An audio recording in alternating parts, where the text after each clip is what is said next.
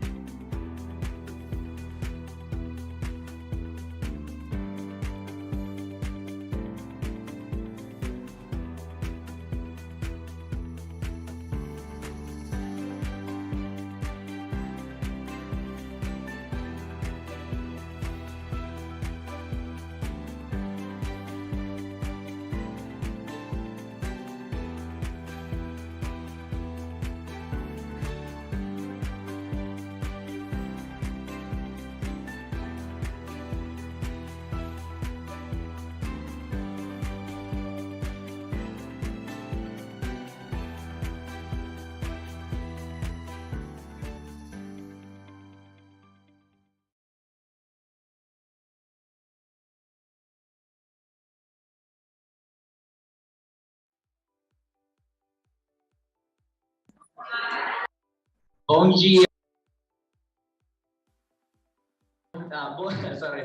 Bonjour à tous et toutes. Bon dia a todos. Buenos días a todos, todas y todes. Welcome to the 22nd Teachers Moot and 12th MA Graduates Reunion. This is an academic event organized by the MA Language Teaching here at the UPTC, Universidad Pedagógica y Tecnológica de Colombia. This year, we have decided to entitle our academic event as Encouraging New Generations to Achieve Their Goals Through Research and Education. So it is a pleasure for me, and I hope for you as well, to be here reunited. Let's start. In first place, I'm gonna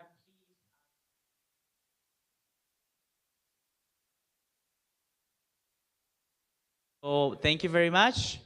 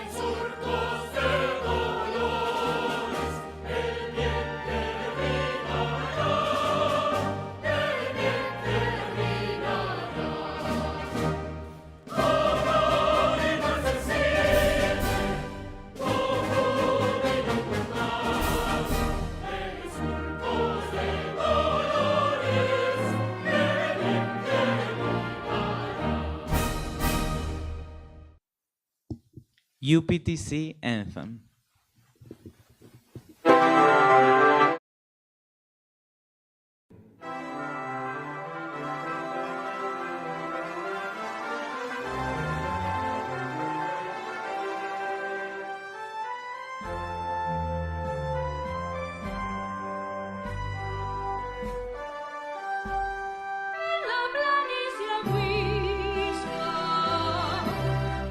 Esclarecidas van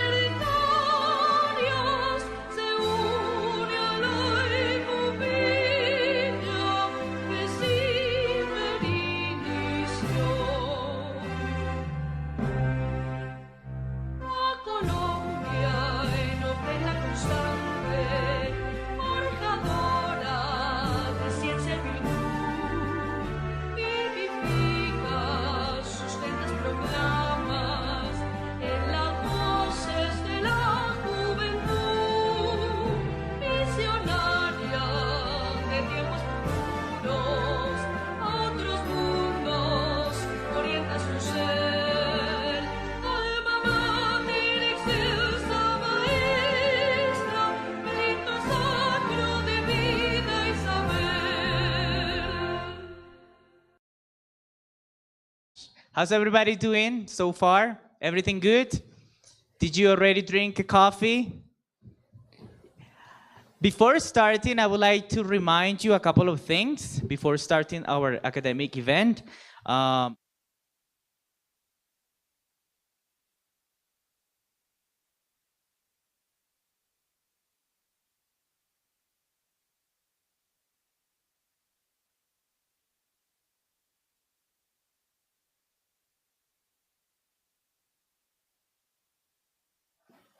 No está permitido ingresar ningún tipo de bebidas o de alimentos.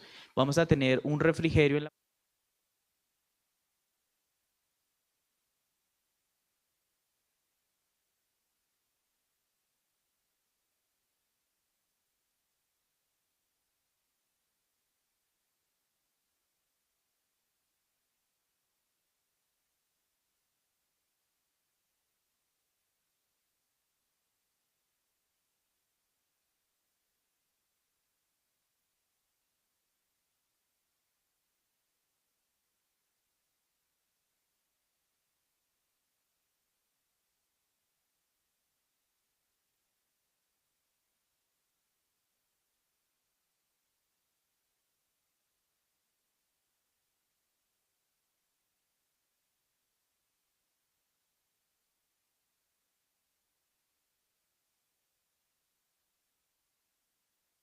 diferentes conferencias que se van a desarrollar.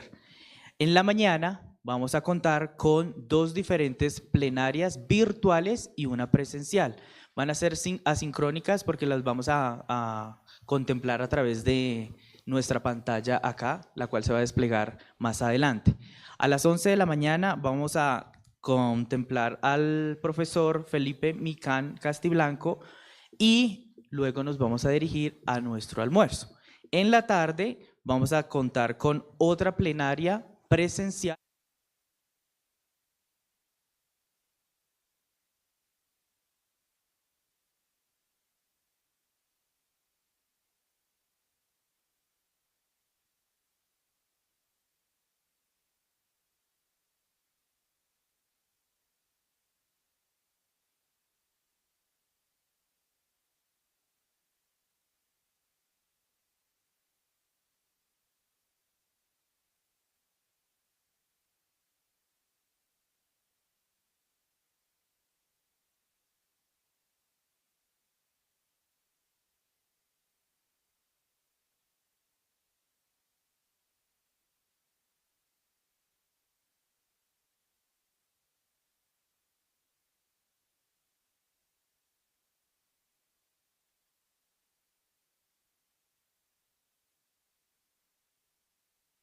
Or food. So when we have our breaks, we're gonna go outside and every single food or drink that we are gonna have cannot be entered. Number 2, you just receive a bag at the moment that you just register. Just in case you have not, I'm gonna invite you to step out and register yourself, because within the bag, you're gonna receive a folder, and inside the folder, we have the program. The program at this moment is your guide, so you can know exactly what to do, where to go, and so on. In the folder, apart from that, you're gonna have an agenda, a pen, which is for you. Apart from that, we have these lanyards, which is basically your name tag, and here inside this, we have 3 different posters, cards. Those are for the snacks. We're gonna have 1 snack in the morning, 1 snack in the afternoon, and 1 snack tomorrow morning. That's it. Are we ready to start? Yes? I see you so quiet. Are we ready to start? All right, so let me introduce our committee and people who are present today. Let's start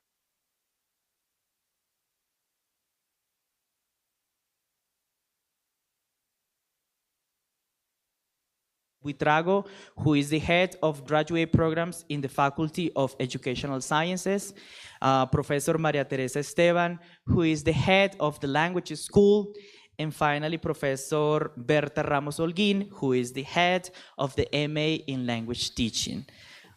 It is my pleasure to announce that Professor Rafael Buitrago is going to speak. So can we just give him a round of applause, please?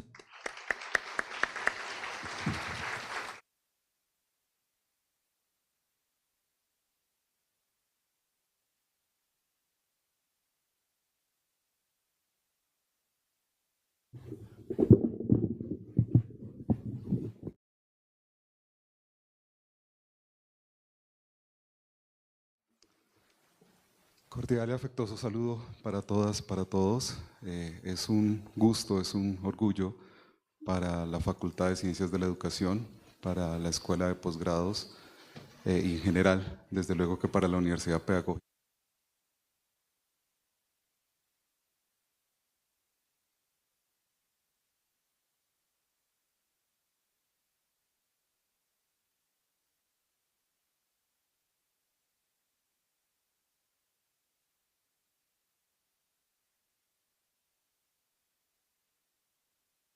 Configurándonos, construyéndonos, permitiendo que seamos, que alcancemos madurez, que alcancemos sabiduría y que definitivamente terminemos siendo lo que en cada momento de la vida somos. Desde luego que esta experiencia es la que nos permite en un momento como este convocarnos y es preciso, por lo tanto, pues reiterar la bienvenida y el saludo a cada uno de ustedes, queridos asistentes, a todo el grupo profesoral de la maestría en docencia en idiomas, de la Escuela de Idiomas, a todos los colegas que me acompañan en la mesa directiva, a la profesora Nora Alfonso, a la profesora María Teresa y a la profesora Berta, y a todo el equipo que apoya cada uno de estos eventos. Evidentemente esa experiencia lo que nos posibilita es un andar, un recorrer, un sendero, y ese andar tiene que ver mucho con recorrer instantes, espacios, momentos, desafíos, miedos, dudas, situaciones que hay que evidentemente ir afrontando poco a poco. Y ese recorrido nos lleva a momentos como este que son los encuentros. Y en los encuentros obviamente está el intercambio, está la comunicación, está la interacción, están los vínculos. Y en esos vínculos, digamos que se constituye y se configura grandes desafíos y grandes momentos, porque hablando de ello, la comunicación es uno de los elementos más vitales para el ser humano. Claro, verbal, no verbal, emocional, de diferentes maneras. Pero fíjense todos los desafíos que implica la comunicación como tal. Es decir, el reconocernos a nosotros mismos y valorarnos, pero también al otro. Y quizás uno de los grandes desafíos que tenemos con respecto a la comunicación tiene que ver justamente esa comunicación interpersonal, pero también institucional, también en todas las esferas. Y fíjense cómo las lenguas, los idiomas, las maneras de interacción, las ideas, los pensamientos se configuran en elemento esencial. Y es interesante ver cómo, por ejemplo, un poco parándome desde mi área, si me lo permiten, las lenguas, los idiomas tienen mucho que ver con la música y con el sonido. Nosotros aprendemos a hablar escuchando los contornos melódicos, aunque en ese momento aún no entendamos nada de lo que nos dicen. Pero sí esa melodía, esas figuras son las que nos permiten acercarnos y después apropiarnos de lo que son los lenguajes, los significados. Por eso, en gran medida, todos estos elementos de alguna manera nos llevan a la pedagogía, y a la pedagogía vista justamente como ese sendero, como esa posibilidad de configurar, de construir desde los pensamientos, desde las emociones, para crear y tomar acciones generalmente en los contextos educativos y en las prácticas que realizamos. Por eso, sencillamente, yo quisiera, además de saludarlos, felicitarlos por este espacio que justamente se constituye en una posibilidad para hablar, pensar, reconstruir, resignificar y hablar de estos aspectos que de alguna manera un poco somera he planteado yo acá, que tienen que ver con el bienestar, con las interacciones, con la comunicación, con el lenguaje, con los idiomas y con aquello que de alguna manera termina constituyéndonos como seres humanos.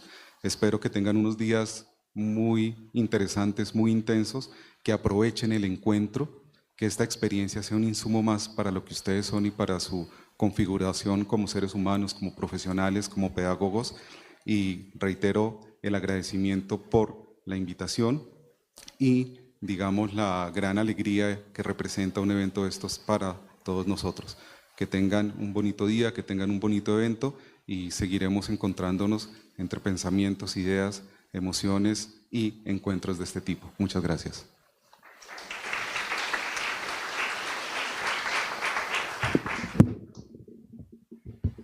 Thank you very much, Professor Rafael Buitrago. Now we're going to proceed with Professor Maria Teresa Esteban, who is currently the head of the languages school.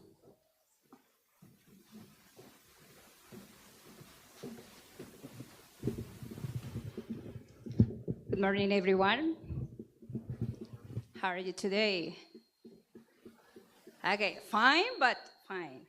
So that's fine, yeah. So that is what happens when we speak a different language, yeah. That sometimes we express what we don't feel. So we feel happy, we feel fine, so try to express that. We are really fine, yeah. And why?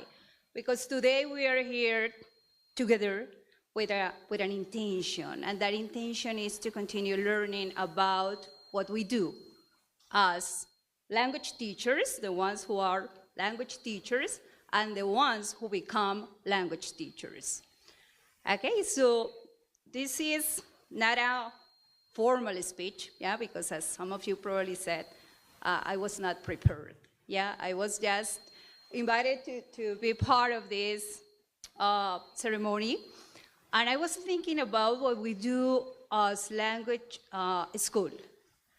Because remember that most of you are today studying in the programs in which we have like our dreams, the foreign language program, the modern language program, the literature, and I don't know if we have students in that or from that program here, but that is our expectation, to have people from literature and also from our mother tongue here, yeah? So I was thinking about that. This is a possibility for us to continue learning, to continue sharing. I'm not sure if you're listening to me. Are you listening to me? Okay, so thanks for telling me. Okay, so this is the opportunity. I perceive that this is a great opportunity that we have to continue learning about what we want to do in the future as language teachers. And it is to continue exploring that field that sometimes we consider it is impossible, but it is not impossible. That is the field of research, yeah, and that is what probably you are going to observe today and tomorrow. The possibilities that we have as language teachers to understand what we do as teachers, but also as researchers. Remember that we are not only here in order to continue improving our language or those 4 skills, but that we have also the possibility to enrich our knowledge as researchers. And a researcher is the person who is going to transform realities. So if we are able to observe and to identify a problem in the context where we are working, and we are able to propose like certain steps that in research we call methodology, if we are able to do that, then we are going to do something different. And that is the invitation today and tomorrow. Yeah, it is to move around all those things that other people are going to share with you, because those are the problems that they identified. Those are the problems that they could perceive while they were doing their activities as teachers. Most of them are going to share those things that they consider are more appropriate today for this century, in which we need teachers or different teachers, more connected to those 21st century skills that we need to develop as language teachers. It is not only talking about the transmission of what we know about the language. Yeah, it is not continue teaching the present simple, the present continuous. It doesn't matter if it is in Spanish, if it is in English, if it is in French, or if it is in Portuguese, or in German. The intention is to see that as language teachers, we have a responsibility, because we are the ones who are going to guide people to read the word, but also to read the word as Freire says. as teachers, we have that possibility that is not only guiding people to teach or to transmit a knowledge, but also to try to see how that knowledge can transform our society. We are responsible of assuming those challenges that we have today as language teachers. We are not a common teacher. That is something that I repeat, and I repeat in different sessions, and in different opportunities, that we are not common teachers, because remember that we were colonized by means of a language. And our intention today is not to continue being colonized. It is deconstructing that knowledge that sometimes is imposed, and to see that we have those new possibilities to enrich what we do, and of course to transform those realities that require new and different teachers, more connected to people, more connected to society, more connected to this world. So take advantage of those new possibilities that today and tomorrow you are going to identify, and take advantage of your teachers, the ones who are with you today, because they are the ones who are transforming your reality. And in the future, you will be the responsible of transforming other realities. Finally, I want to express my acknowledge to Professor Berta Ramos as the head of the Masters, because of this organization, but also because her hard work has positioned our Masters as one of the best in the country. I could say as one of the best in the world. So if one day you decide to continue with your studies, remember that you have one of the best master's program in the world here at UPTC. I also want to express my gratitude to professors who were in charge of the academic committee, who were evaluating the different things that today you are going to have, to the professors of the languages school who are taking part of the lecturers and the different lectures, and the different activities that we have today. Professor Berta, professors of the languages school, Professor Rafael, Professor Norita, thanks for being with us today, sharing this beautiful opportunity that life has given us. Because remember that this is the first time that we get together again in this event. The last 2 years we were not here, because of a pandemic. So now we are here today because we had a beautiful opportunity, given by, I think, that a superior being, and he has here today all of us sharing this opportunity because he has a plan with us, and that plan probably is to be transforming what I said before, those realities that require us. So that's it for today. I want to see you moving around the hall of the languages school, participating in those lectures and those presentations that we have for you, and that in a future years, you will be the ones who share with us what you are doing in that future. Thank you very much.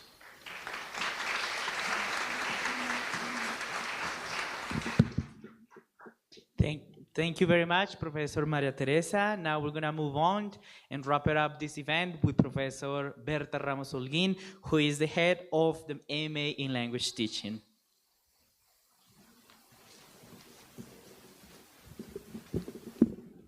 Good morning, everyone. Thank you very much for being here. Professor Nora Elizabeth Alfonso, Head of the Graduate Programs at la Universidad Pedagógica y Tecnológica de Colombia. Professor Rafael Buitrago, Head of the Graduate Programs in the Faculty of Educational Sciences. Professor Maria Teresa Esteban, Head of the Languages School. Dear speakers, participants, ladies and gentlemen. While writing these few words, I was thinking about the last 2 years and how difficult and how hard it has been for all of us to start all over again. And basically, I was thinking about how things were going to change, especially, for example, in the teacher's mode and in terms of education. So I'm very happy to see all of you today, and I am very glad that we have the opportunity to be on YouTube and also to be here with you all. So thank you very much for being here, and thank you very much for giving us the opportunity to share with you what we have learned in terms of language teaching and language learning.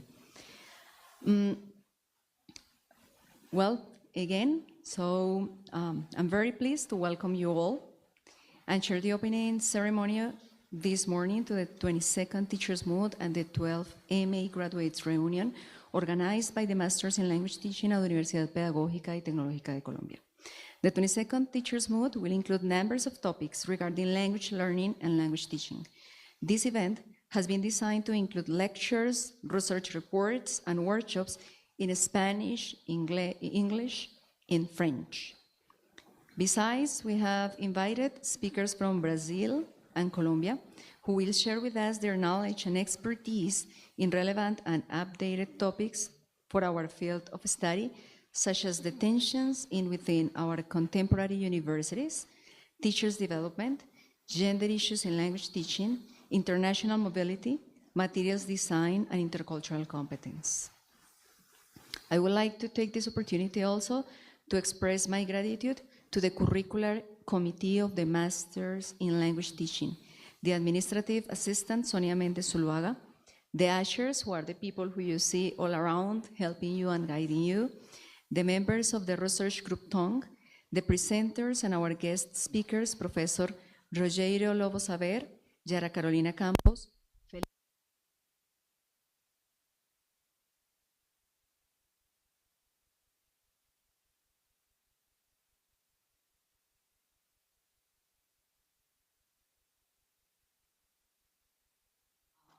well, like for all the year, but basically for almost 3 months ago.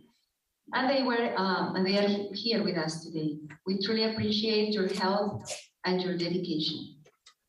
Finally, this is an opportunity, and this is a great time for me to declare the official opening of the 22nd Teachers Moot and the 12th MA Graduates Reunion. I hope that everyone would take the results of this event to foster and develop their own research agendas in their own teaching and learning contexts. Thank you very much. Thank you very much for supporting our program, for supporting our school, for supporting our university in these very hard times. We really appreciate you being here. I'm very glad also to count with people from different parts of the country, and of course I'm very glad to receive people from Sogamoso in the Languages Institute. Thank you very much for joining us today. You're more than welcome. And well, let's start. Thank you, and hope you have a very good day and a very good event.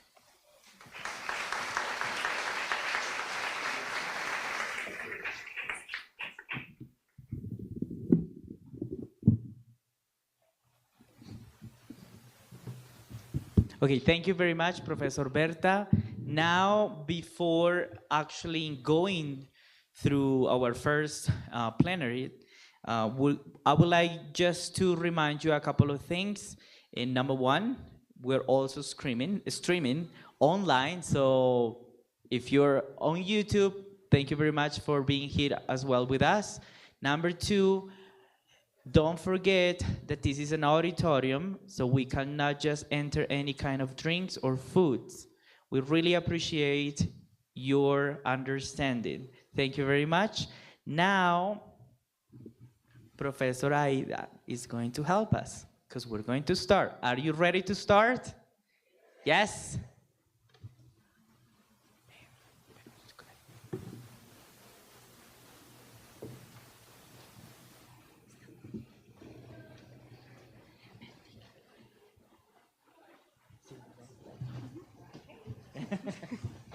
Sinto muito. Bom dia a todos. Hoje temos o prazer de contar com a presença do Brasil do professor Rogério Lobo Saber. Ele é pós-doutor em estudos literários pela Universidade Federal de Minas Gerais e pós-doutor em filosofia pela Universidade Jesuíta de Belo Horizonte, FAG. Bacharelando em Relações Internacionais, doutor em Letras, Estudos Literários pela Universidade Federal de Minas Gerais, Belo Horizonte, Brasil. Foi bolsista CAPES do programa Doutorado Sanduíche do Exterior, vinculado à Southeast Missouri State University e ao Center for Faulkner Studies. tendo sido o primeiro brasileiro a pertencer ao quadro de Visiting Scholars da instituição. Mestre em Teoria e História Literária pela Universidade Estadual de Campinas, Unicamp. Licenciado em Letras, Português e Inglês e respectivas literaturas pela Universidade do Vale do Sapucaí. Título obtido com a mais alta distinção, summa cum laude. Licenciado em Pedagogia pelo Centro Universitário Internacional. Líder do grupo de pesquisa Estudos Interdisciplinares em Sociedade, Arte e Educação, EISAE da Univas, FACAPA e CNPq. Membro dos grupos de pesquisa Crimes, Pecados e Monstruosidades, ou mal na literatura da Universidade Federal de Minas Gerais. E do grupo de estudos do Gótico da Universidade Estadual do Rio de Janeiro.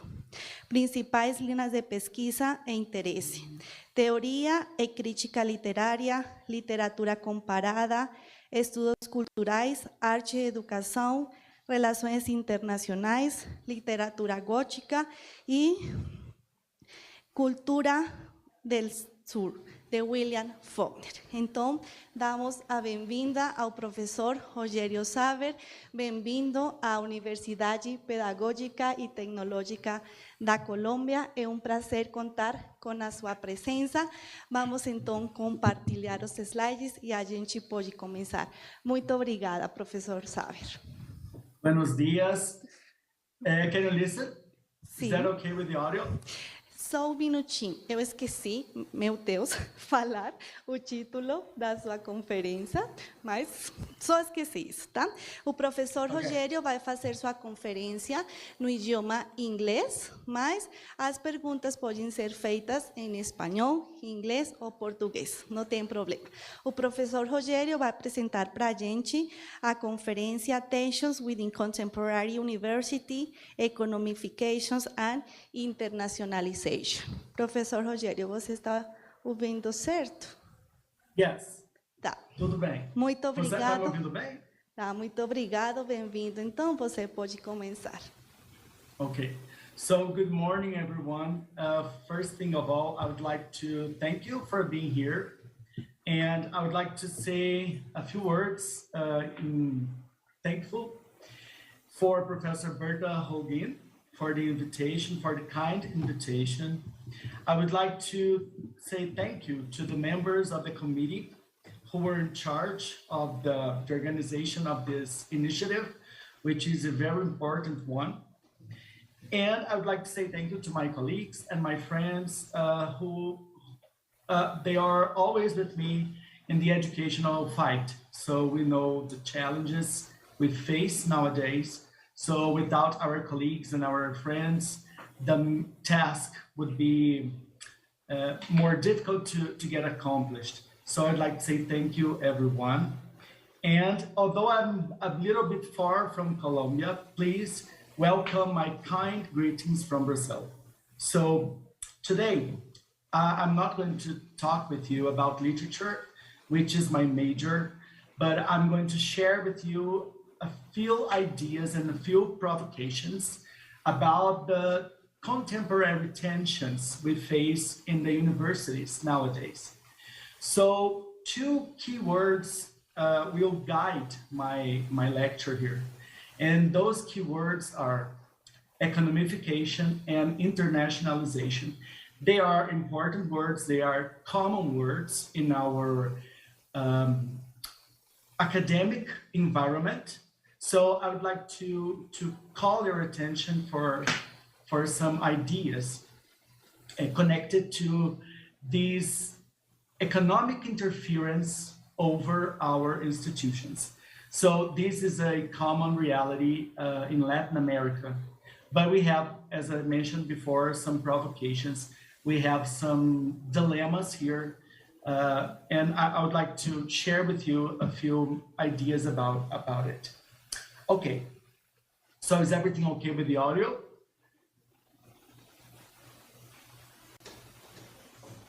Well, the first part here we have is about, it's a quotation from Felix Marriage, So in a few moments, I will share with you the books I have used to organize this presentation. But Felix Marriage is the name of one of the authors. So in this text, the meanings of globalization and internationalization in higher education, which is a text from 2010, we have the following quotation. Universities are no longer just places that generate knowledge for its own sake or for society. They are increasingly partnered with commercial and business corporations to create knowledge that has economic value. So this is no big news. We know that even from an intuitive approach, but this is a fact, and we need to start with it. Okay, so we are not only academic institutions any longer. So I have here some initial remarks about the topic. So where are we at when we think about the contemporary university? Where are we at? So let's take a look at some considerations. So knowledge nowadays is considered a profitable commodity. So we know that, no big news again, right? Market globalization demands knowledge production and patents. So we all deal somehow with this kind of fever, like this productive fever within the academic environment. So we need to produce knowledge, we need to build it, and we need to sell it somehow. We need to deal as well with interference of global institutions. So we have, for instance, the World Bank and the Organization for Economic Cooperation and Development, OECD. They are institutions that have been modeled after Chicago School theories. So I'll get back to it in a few minutes. So what do we have here? We have a foreign interference. Let's think a little bit about our reality in Latin America. So we need to consider those institutions, so they are there, and somehow they guide at least a very significant amount of our works, of our actions. But they are not from Latin America. So this is a naughty point. So we have here a first tension. So my lecture today is about tensions. So let's think about them. The first tension we have here is American ideologies and settings versus Latin American reality. So this is a first tension we deal with somehow. And sometimes it's a very stifling tension because we need to attend to some demands which are not autochthonous ones. So they are not from our countries. So we have a second tension, which is a tension unfolded from the first one. So we have an irreversible interaction between global and regional settings. So when we read, this was my exercise here. I read two important books about internationalization, and both of them presented the second tension I have here as a very common tension.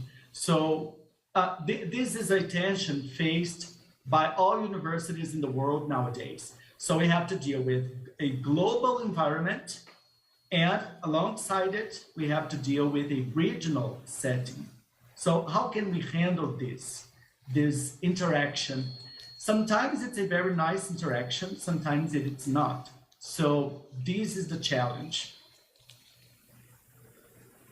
So let's take a look at another point here. We have the curriculum internationalization and students' mobility as two cornerstones in the contemporary university.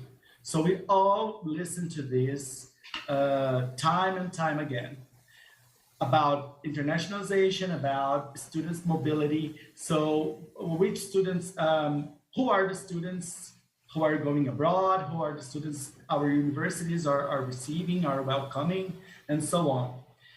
So we have some global impositions that lead to common challenges. Fortunately, we have some challenges, and these challenges are not only from Latin America. So as I mentioned before, all universities in the world are dealing with this. Of course, some academic environments are more well equipped to deal with that, and others don't. They are not, and others are not so very equipped. But the challenges are common. So at least this is like somehow it makes us calmer, I think, because we are not alone in this journey. So would the global setting stifle regional communities? This is a very important question we need to take a look at. So as I mentioned, we have the global market, the global economy, the global environment, and what is its connection in what comes to regional settings? What is the interaction a nice one? How can we, as professors, as teachers, as students, how can we contribute somehow with the balance of these two kinds of environments? So we have a third tension: economification and corporatization of higher education. So we have educational policies in the 20th century. So these educational policies are our legacy, and they come mainly from the economic environment, from the economic field, but we need to deal with them until these days, thus far. So we have the question here of neoliberalism versus humanistic principles in education.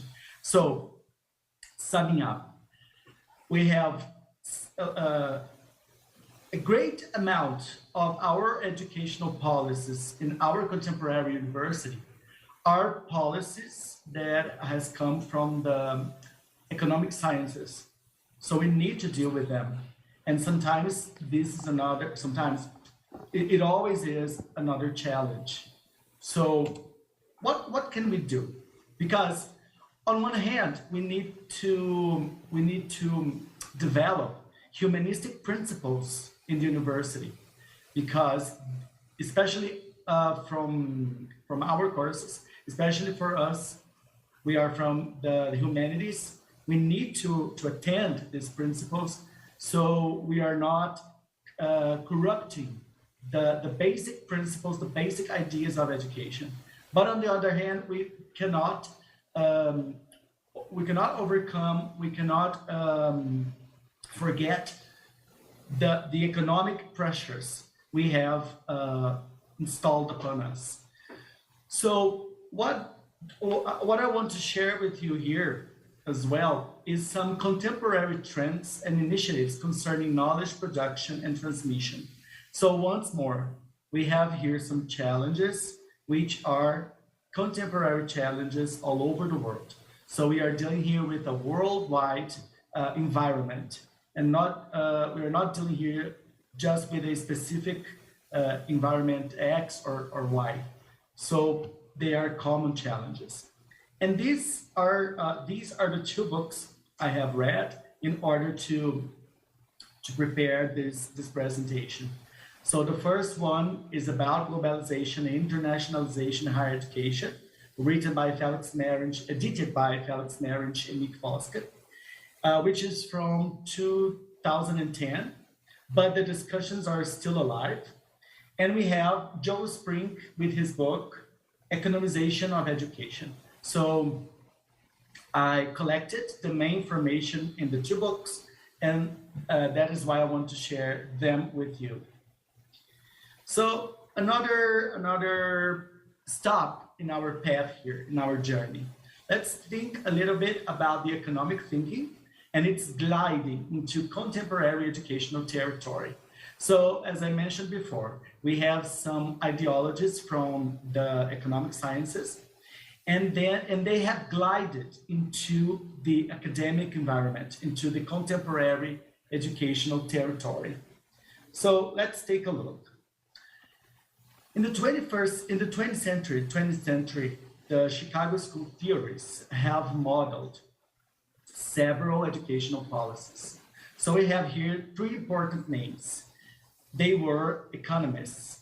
So we have Gary Becker, Milton Friedman, and Theodore Schultz.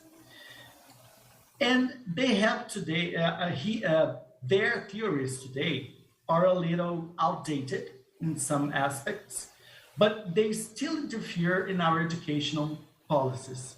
So as I mentioned, they are a legacy, so we cannot forget them like overnight, in the overnight. So we need to deal with them until another major change happens. So these three guys here, these three economists here, have discussed some important educational issues. So for instance, in what comes to Becker, we have the responsibility of educational policies. So who is in charge of those policies? So this is one kind of discussion that Becker has developed. So in what comes to Friedman, we have economic logic applied to daily life. So there is a connection here about daily activities and the economic logic, and so about the university, about the academic activities, conceived as daily activities. So when it comes to education, Friedman has something to tell us. And finally, we have Schultz, for whom universities are specialized enterprises and they should assure qualified workforce. So as you can see, they are important discussions, they are relevant discussions until these days. Some of them are outdated, as I said, but we have to deal with this legacy. And the three of them have a common line of reasoning. So what connects them? The three of them have said something about the established relations among education, familiar life, and economic growth. So we have some unfoldings. We have some information to unveil here in the next few steps of my presentation. So these are three books written respectively by Friedman, Schultz, and Becker.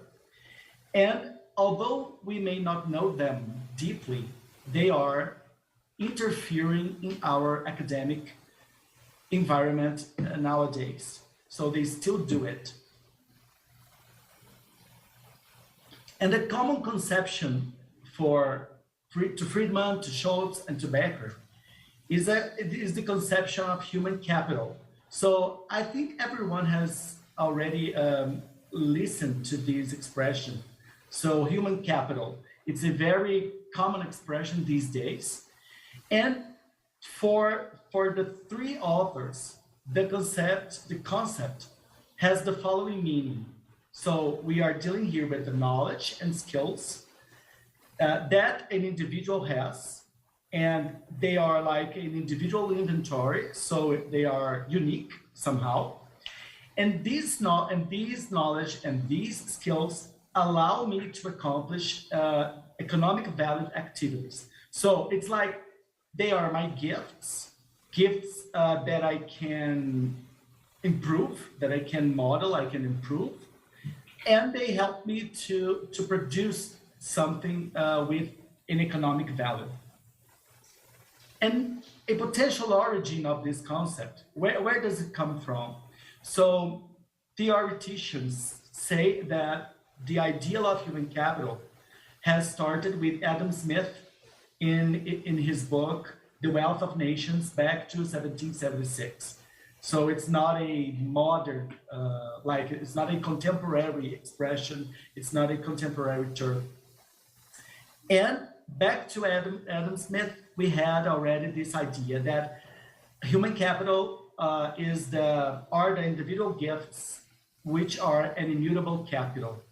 So that's when that is when some economic theoreticians said that economy has started. Economy has started as a science with Adam Smith. So it's a reading, it's an interpretation. Okay, so moving on, we have knowledge then as economic power, which I said it's nothing new. We know that. And when we think about the Cold War, in the years of the Cold War, we watched the American priority assigned to STEM. So the STEM disciplines, science, technology, engineering, and mathematics. So this is a legacy from the 20th century, but we still face it nowadays. So it's another tension. When we move a little further, and when we move when we move on and reach the 1960s, that decade specifically, we watched the civil rights movements. So we watched this all over the world. And the main claim here is a popular one, which is a claim against poverty and income inequalities. Okay, so that's the point where education comes in. We have inequalities and we need to fight against them. We need to change the society somehow in order to improve human lives conditions. Okay, education was seen then as a redemption, as a solace, as a healing initiative. But of course, this hasn't happened. Joe Spring shares with us the following quotation. In the 1964 annual report of the Council of Economic Advisors, the problem of poverty in America claimed equality of opportunity is the American dream and universal education our noblest pledge to realize it. But for the children of the poor, education is a handicapped race. Many are too ill-motivated at home to learn in school. Author's emphasis. This statement foreshadowed the increasing concern of economists with changing family life to prepare children for school so that the economy would grow and poverty would disappear. So it was like a panacea, but it hasn't worked as one. So education is an important possibility, back then especially, but it was not the whole solution. Okay, so thinking a little bit more specifically in the American context, we have African-American community that faces structural disadvantages. So nothing so different in Latin America. So this is something that the research have affirmed, have known from the very beginning as a cornerstone, like in what comes to social inequalities, but we are not so different here in Latin America. So we have another tension here. When what comes to educational policies, another idea that has become common is the idea that families are partners in order to nourish the character, the knowledge, and the skills of the future workforce. So we have here again the idea that education implies familiar participation.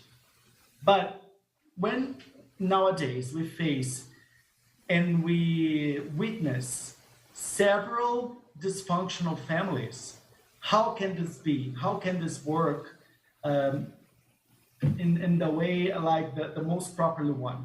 It's another challenge, it's another tension. So we have some assumptions, and these assumptions here, ladies and gentlemen, are assumptions which are legacy from the economic theories back to the 20th century. So they are another kind of legacy.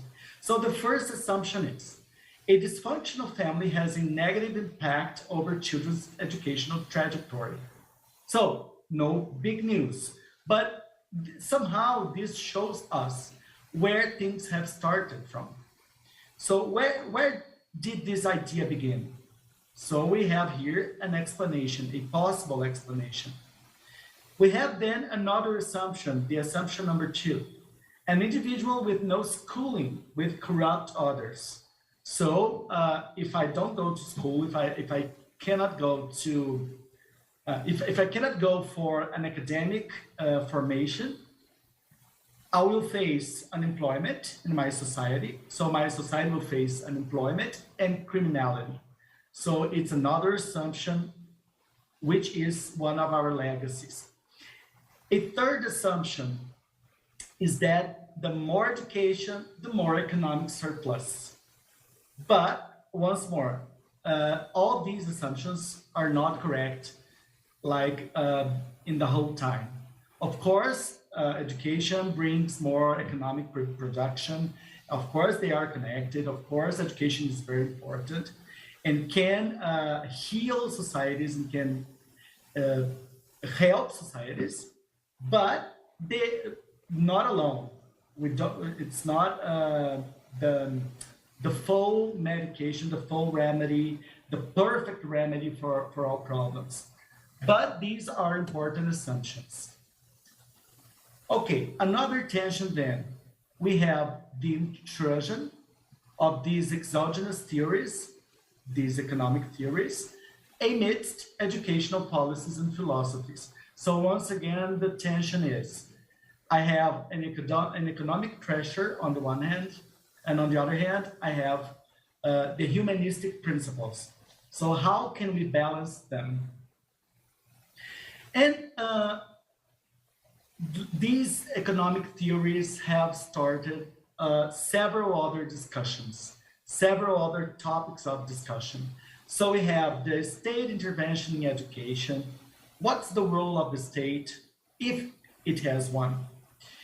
We have the topic of productivity raised in educational services. So how can I improve the educational services?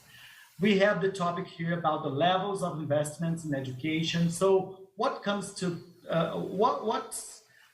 which investment needs to be done by the family, needs to be done by the public state, the public sphere, and so on. So they are subsequent discussions. And then we have a fourth assumption, another cornerstone here. When families receive monetary help from government, you see, this was back to that time, like in the beginning of the 20th century, a very strong assumption. Of course, we have some criticism about it until nowadays, but this is the origin, is one of the beginnings. So when families receive monetary help from government, they do not invest extra resources in their kids. Educational vouchers allow a more intense exchange between public and private schools. And due to this competition, public institutions would be forced to become better. So this was a very strong assumption back then. But we have another economist in the game here. And now we are going to take a look at Herbert Simon. So for him, he was opposed to Gary Becker's idea. So he said that more educational growth equals economic growth. This was Gary Becker's idea. So the more I have education, the more the richer is my society. But Herbert Simon showed us that this was not true. So this was a fallacy. And his claim was Gary Becker has resorted to frail evidences, incomplete analysis, and he has resorted to the idea that compensatory programs do not represent lack of familiar investments. So this was a fallacy. It wasn't true. So we have, the important point here is, we have another economist criticizing against older ideas or older assumptions. And in our contemporary perimeter, so we've seen this legacy. We took a look at this legacy. So what comes now? So what do we have in our contemporary perimeter? So we have ongoing discussions and controversies. So first thing of all, the curricular priority about the STEM, engineering, mathematics, and so on. So this is a legacy, and we also we have always faced this challenge. When you take a look at literature at universities, at the humanities at universities, you can see, you can quickly conclude that the STEM curriculum is strong. So it's something strong, it's something persistent. So it's an ongoing discussion. We have another tension here, the desertion of humanistic disciplines, because they do not have, at least for some older minds, profitable knowledge. So it's another ongoing discussion. We have the increasing educational levels versus increasing social inequalities. So it was not true that the more education I have, the more social equality I have. So we don't see these nowadays. Education was not then the alleged panacea. So it was not the perfect medication for all problems, for all social problems. These are the facts that the researchers have concluded. They have built and shared with us. And in our 21st century, we have the mandatory urgencies about education for peace, social justice, global citizenship, and environmental education. So we need to prepare our students, we need to help our students towards this journey, towards this path, because we need especially education for peace. So these 5 here are some ongoing discussions and controversies. And as I mentioned before, the challenge here is how can we, as teachers, as professors, how can we balance all things like the legacy, which we are not going to destroy overnight, but we need a future waving at us in the other extreme of the path, in the other side of the journey. So we need to find a balance somehow. I know it's not easy, and we do not have we do not have prompt formula for that. But at least I think we need to have awareness in awareness about the territory we are in. And then the last part of my lecture is the contemporary university and internationalization global policies. And I caught some trends, demands, and drawbacks to share with you. And the idea here once more is they are trends, demands, and drawbacks faced worldwide. Like all universities in the world somehow are dealing with this. So let's move on. We have a constant dilemma: market policy versus humanistic and holistic formation. So it's not something, this is not it's not something specific from Latin America. So as I said, all universities deal with this somehow. Individuality and creativity are cornerstones of higher education. So we need to take this into account. We need to take care of these 2 cornerstones, because I think this is the most important thing we have in the academic environment. Globalization can be seen as a node event. So if we go back to classic antiquity, we can conceive there was a kind of globalization back there. Okay, but we are dealing here with a contemporary globalization, which can be conceived like, which can be framed within the 3 last decades. But if we think about globalization as an ancient phenomenon, we can see something like this back to the classic antiquity. But this is not what matters to us, okay?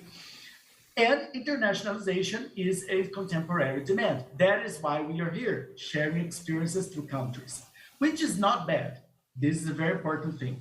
But let's see some trends and drawbacks, because we have some challenges here, and sometimes universities do not know how to handle these challenges. So we have another contemporary need. Which standard criteria should be explored in order to evaluate institutions all over the world?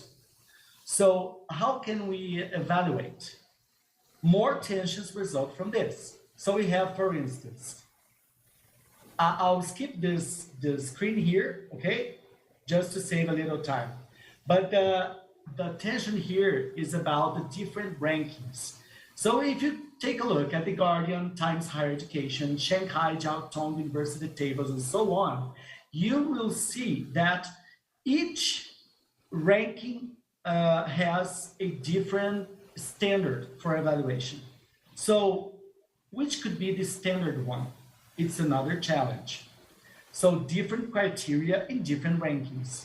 So we do not have like a bona fide result. It's very difficult.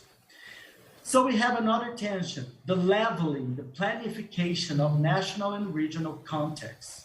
So we have historical particularities, like in Colombia, in Brazil, like in my region in Brazil, in your region in Colombia. So we have these historical particularities, and somehow they are discarded sometimes because we need to attend the global policy. We need to attend the global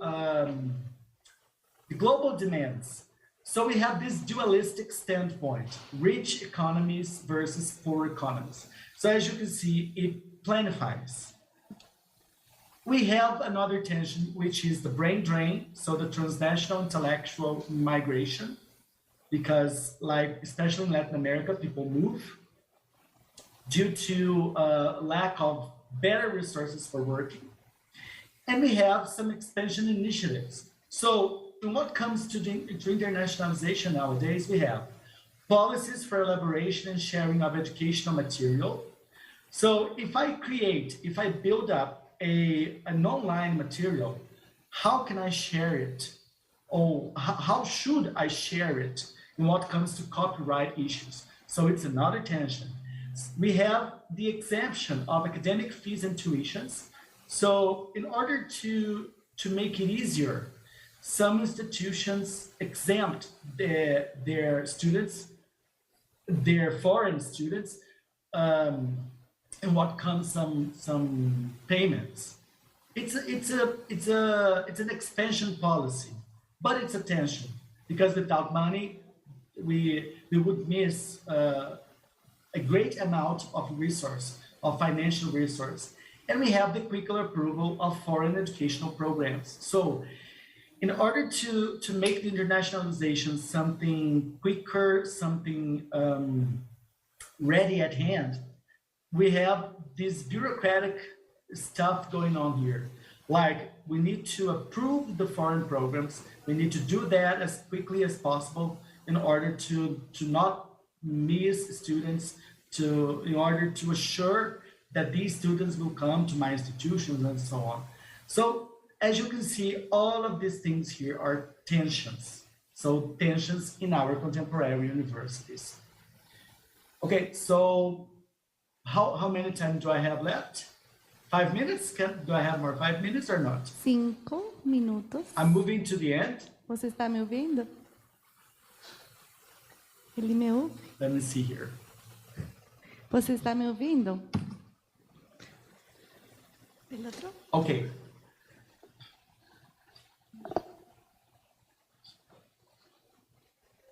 So we have here a 6th tension, the privatization of higher education. So it's something common nowadays. and it's a very controversial issue. We are not going to deepen it here, Professor but you know, Rogério? this is intention. The 7th point here. Oi. Sim. Tem 5 minutos mais, não tem problema, tá? Não, tá bom, tá. Era só para eu não perder o tempo aqui. Okay. So 5 minutes is all I need. Thank you. So we have the intercultural communication, international literacy, and global awareness. So these three demands here are necessary ones. So we are supposed to teach our students in what comes to intercultural communication, international literacy, and global awareness. But we have an important question. How can one achieve that or those demands without humanistic grounds? So this is a very important provocation for all of us.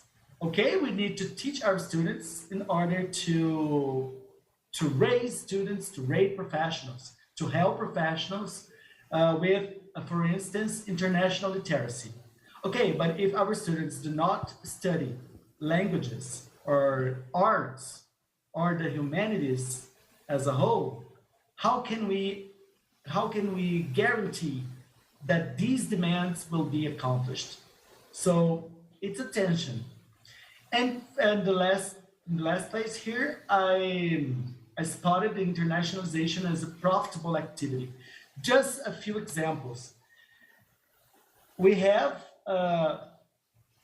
in the United States, in 2007, 2008, internationalization has brought more than $15 billion, like in the USA.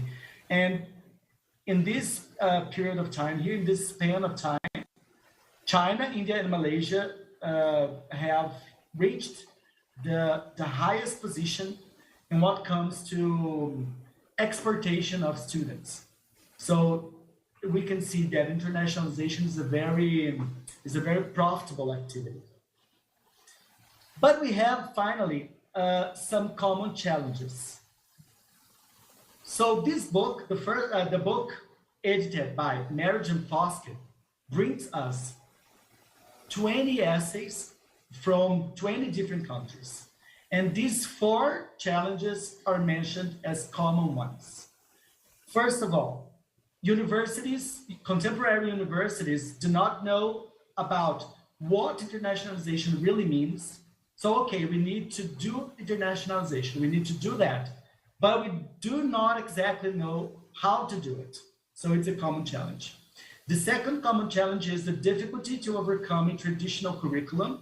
So we have here again the legacy and the need of change. The confusing measurement of initiatives and what comes to those rankings. So do I have to plan? Do I have to planify? Do I have to level my historical setting, my cultural setting to attend standard evaluations? So it's a tension. And finally, we have no operable plan for internationalization due to the lack of skilled academic leadership. So the leaders of the universities do not know how to organize the internationalization initiatives. So they are the four commonest challenges the research has showed. Okay, so we have some final remarks here. This is the last screen. Contemporary university is under globalization demands, so we all face this. We are at a teleological crossroad. And on one hand, we have tensions between intellectual and humanistic principles, and on the other hand, neoliberal policies. So we have this crossroad. Where do we go now? Creativity versus leveling of particular realities. So the tension of homogeneity, like the planification. Will the exit be within the university itself? And researchers have pointed out creativity as one possible and feasible exit. And finally, we cannot promptly change the global order, but all universities need to take into account their own cultural settings in order to at least try to respect them. I know it's very challenging. We do not have a prompt formula for that, a perfect solution. But I think everything starts with awareness. So thank you everyone for listening to me, and that's it. Thank you.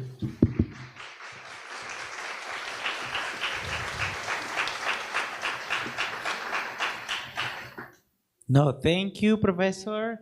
Now we're gonna open the space for anyone who have any question. So I'm gonna proceed with Professor Aidia, and she's gonna manage the mic. Just in case you have a question, please raise your hand. We're gonna go straight to you. Don't worry, you don't need to stand up. Any question? Só para lembrar que vocês podem fazer as perguntas em inglês, português ou espanhol, não tem problema. Yeah. Correct. We are open to several languages here. Isso. Okay. E no chat do YouTube, a Pode gente sim. também tem algumas perguntas. Podem fazer suas perguntas no chat. Ninguém se anima. Yeah, don't forget that we're also on YouTube, so if you have any question, we can read it from there as well. Did they like the presentation? I'm getting worried here. A professora Berta tem uma pergunta. Okay. I know it's very challenging, so sometimes you get speechless, right? What do we do now? I don't know, but we need to be aware of this. Professor Rogero, thank you very much Hey. for your talk, which was very enlightening and very interesting. I know how hard it is to try to accomplish those challenges you were talking about.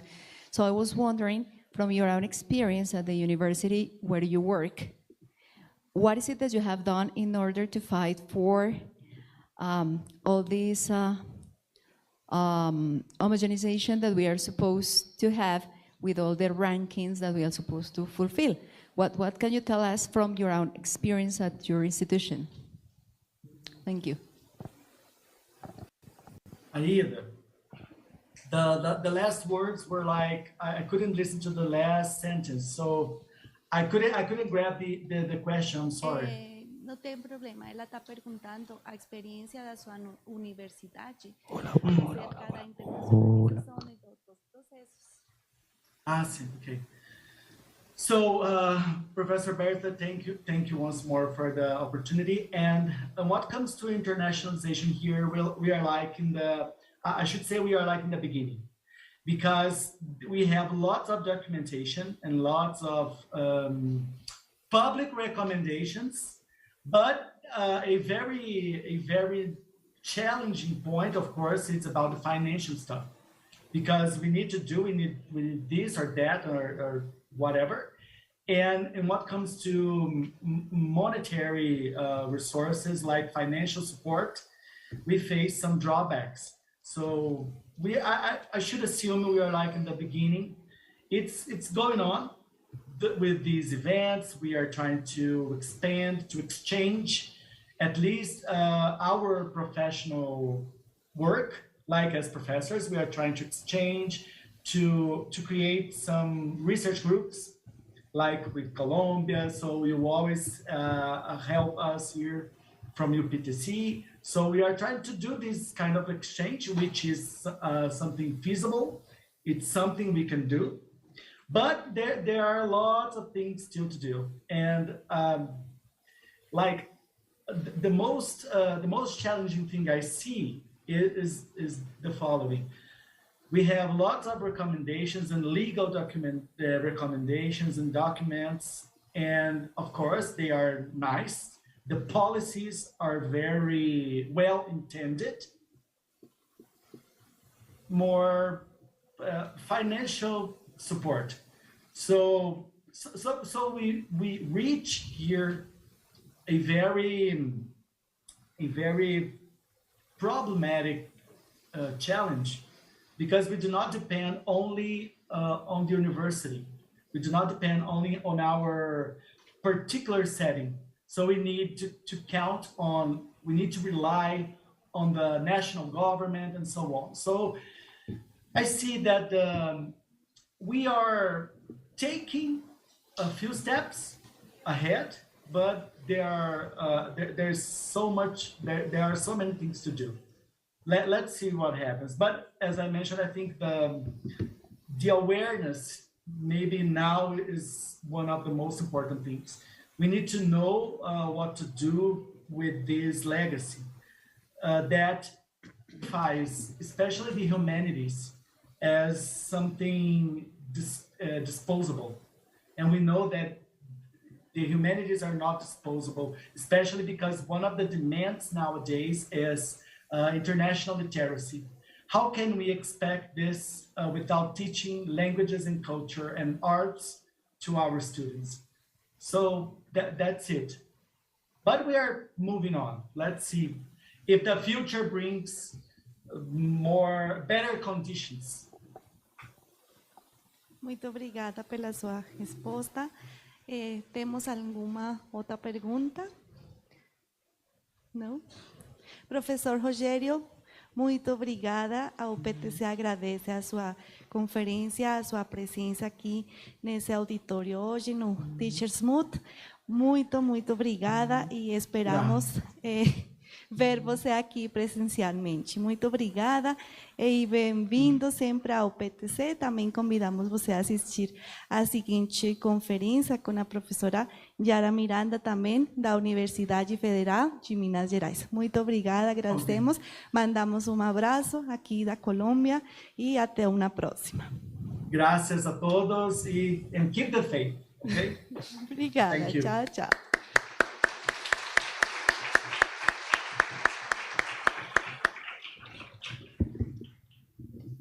All right, thank you very much, Professor, and thank you very much, Professor Berta, for your question. And thanks to each one of you for being really attentive. Now we're gonna have our first break. It means that we're gonna step out. Remember that this is an auditorium, so we're not allowed to eat any kind of food or drinks in here. So wait. Before that, I just want to remind you, when in the name tag or the lanyard that you have on your neck, there are some cards, which are the cards that you need to present for the snacks. If you pay attention, there are 3 different colors, one in pink, one in green, and one in yellow. The one that we're gonna present right now is the one in yellow, all right? So as soon as you walk outside, you're gonna find that there are some tables at the end, and we just line up and receive our snacks. So let's go. Thank you very much. Don't forget that we have another plenary at 10:20. So in 20 minutes, I will see you here.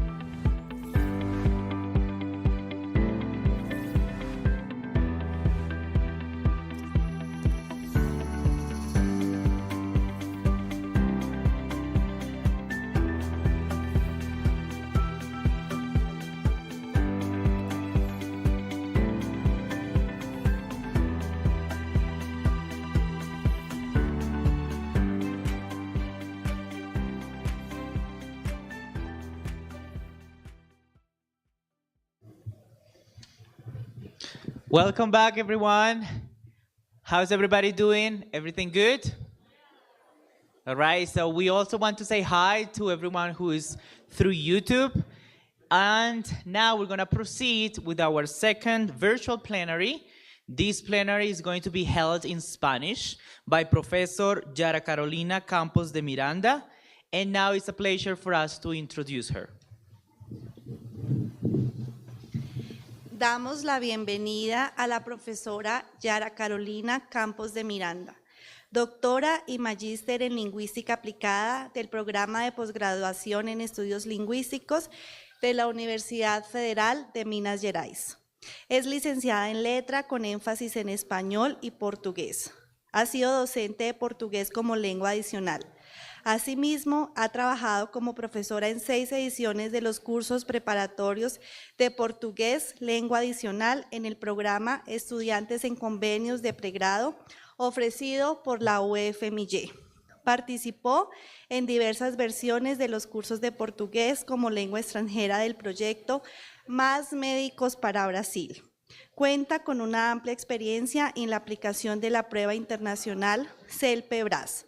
Autora de materiales didácticos para la enseñanza del portugués como lengua adicional. Profesora Yara Miranda, bem-vinda a UPTC.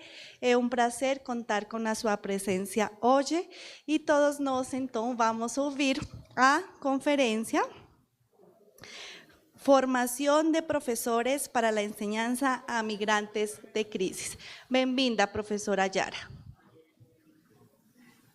Muito obrigada. Me escutam? Sim, estamos vendo Ai, e ouvindo que bem. bom. Obrigada. Bem-vinda de novo. Muchas gracias. Hablo un poco en portugués y ahí caminamos juntos, ¿verdad? Entonces yo comparto con ustedes mi presentación y bueno, a ver. Es un gusto estar con ustedes. Estoy muy feliz de poder compartir un poco de mi investigación acá en Brasil. Es maravilloso eso que tenemos ahora de estar en 2 lugares presentando a la vez y eso me encanta. Entonces, antes de empezar, me gustaría agradecerles por la invitación. Es un gusto estar con ustedes en un evento tan importante para la formación de tantas personas alrededor del mundo. Claro que la UPTC no está solamente formando a los estudiantes de Colombia, sino que también está ayudando a gente de todo el mundo. Es lo que vemos ahora, viendo que tantas personas nos ven ahora por YouTube desde tantos países. Entonces, les saludo por este hermoso trabajo que están haciendo y claro, un agradecimiento especial a mi amiga, la profesora Aida Blanco, por la invitación. Es un gusto verte otra vez y participar contigo en algo que es tan importante para la sociedad, para la humanidad. Bueno, yo elegí para hablar con ustedes hoy, que también nos ven por YouTube, también ahí presencialmente en la universidad. Elegí para hablar con ustedes sobre algo que me encanta y que me toma el pensamiento, que es la formación de los profesores para la enseñanza a migrantes de crisis. Entonces, lo que vamos a pensar un poco hoy juntos es sobre cómo trabajamos o qué necesitamos pensar en este contexto específico cuando vamos a hablar de profesores, de gente aprendiendo a enseñar el portugués, pero también pueden pensar, y esta también es quizá una provocación, de que piensen la migración también desde Colombia. Entonces, ¿qué tipos de, qué tipos de retos tienen ustedes ahí en la UPTC y también en el país para lidiar con la crisis de migración que tenemos hoy en el mundo? Entonces, vamos a hablar un poquito de eso. Yo les voy a traer un poco más el escenario que tenemos acá en Brasil, que es desde donde yo trabajo, pero también quiero saber quizá al final un poco qué están pensando ustedes sobre ese tema. ¿Bien? Entonces, a ver, para empezar, claro, yo les quería mostrar mi ciudad. Entonces, esta foto que ven es de Belo Horizonte, es la ciudad de donde hablo yo, es la capital de Minas Gerais, que es el estado de donde yo hablo, a la parte sudeste de Brasil. Hermosa, ¿no? Ustedes están todos invitados a conocer Belo Horizonte. Acá tenemos un pan de queso perfecto, le pueden preguntar a Aida Blanco, que les va a decir que es verdad, que no miento cuando digo que es una culinaria maravillosa y un lugar que de verdad ustedes tienen que conocer.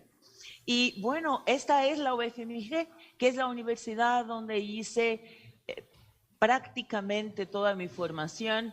Yo ingresé en la universidad en el año 2007 y finalicé los estudios del doctorado en 2021. Entonces, parte de mi vida la pasé ahí trabajando en UFMG y es un gusto que también puedan venir a conocer esta universidad, que es una universidad que tiene muchos programas diferentes relacionados a la internacionalización y que intenta pensar también la internacionalización no solamente en el sentido de recibir a personas de otros países, sino que pensar de qué maneras podemos involucrarnos en las situaciones o las cuestiones internacionales que tenemos hoy, y por eso el tema de mi investigación de doctorado, ¿no? La temática de la migración.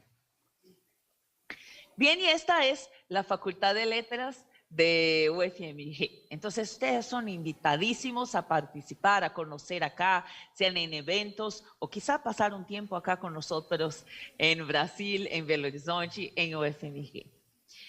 Bueno, entonces, cuando pensamos en la cuestión de la migración, tenemos que pensar que aunque existan categorías que nos puedan ayudar a pensar la idea de la migración, estas categorías no son tan simples.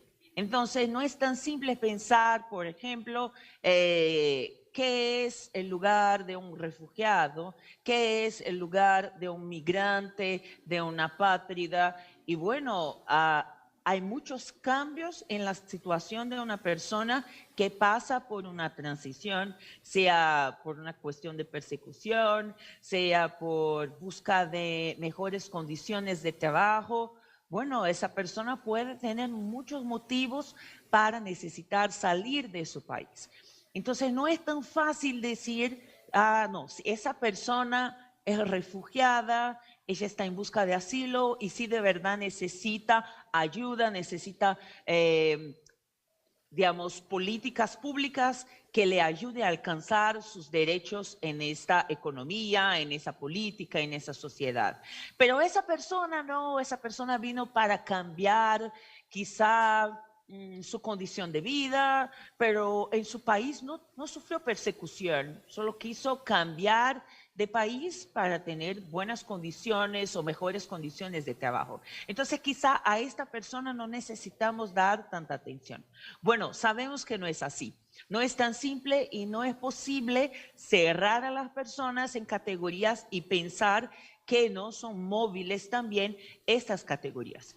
Entonces, Weininger y Pérez, que son investigadoras aquí también brasileñas, ellas explican que la migración de crisis, como la designación que utilizamos acá, ¿no? Que elegí para utilizar, sería aquella que puede, en aquella categoría quizá, en que podríamos considerar migrantes con estatus legal de refugiado, esa sería una posibilidad, migrantes solicitantes de asilo. Entonces, es bueno recordar, por ejemplo, que hay personas que ya tienen o que ya alcanzaron el estatus legal de refugiados.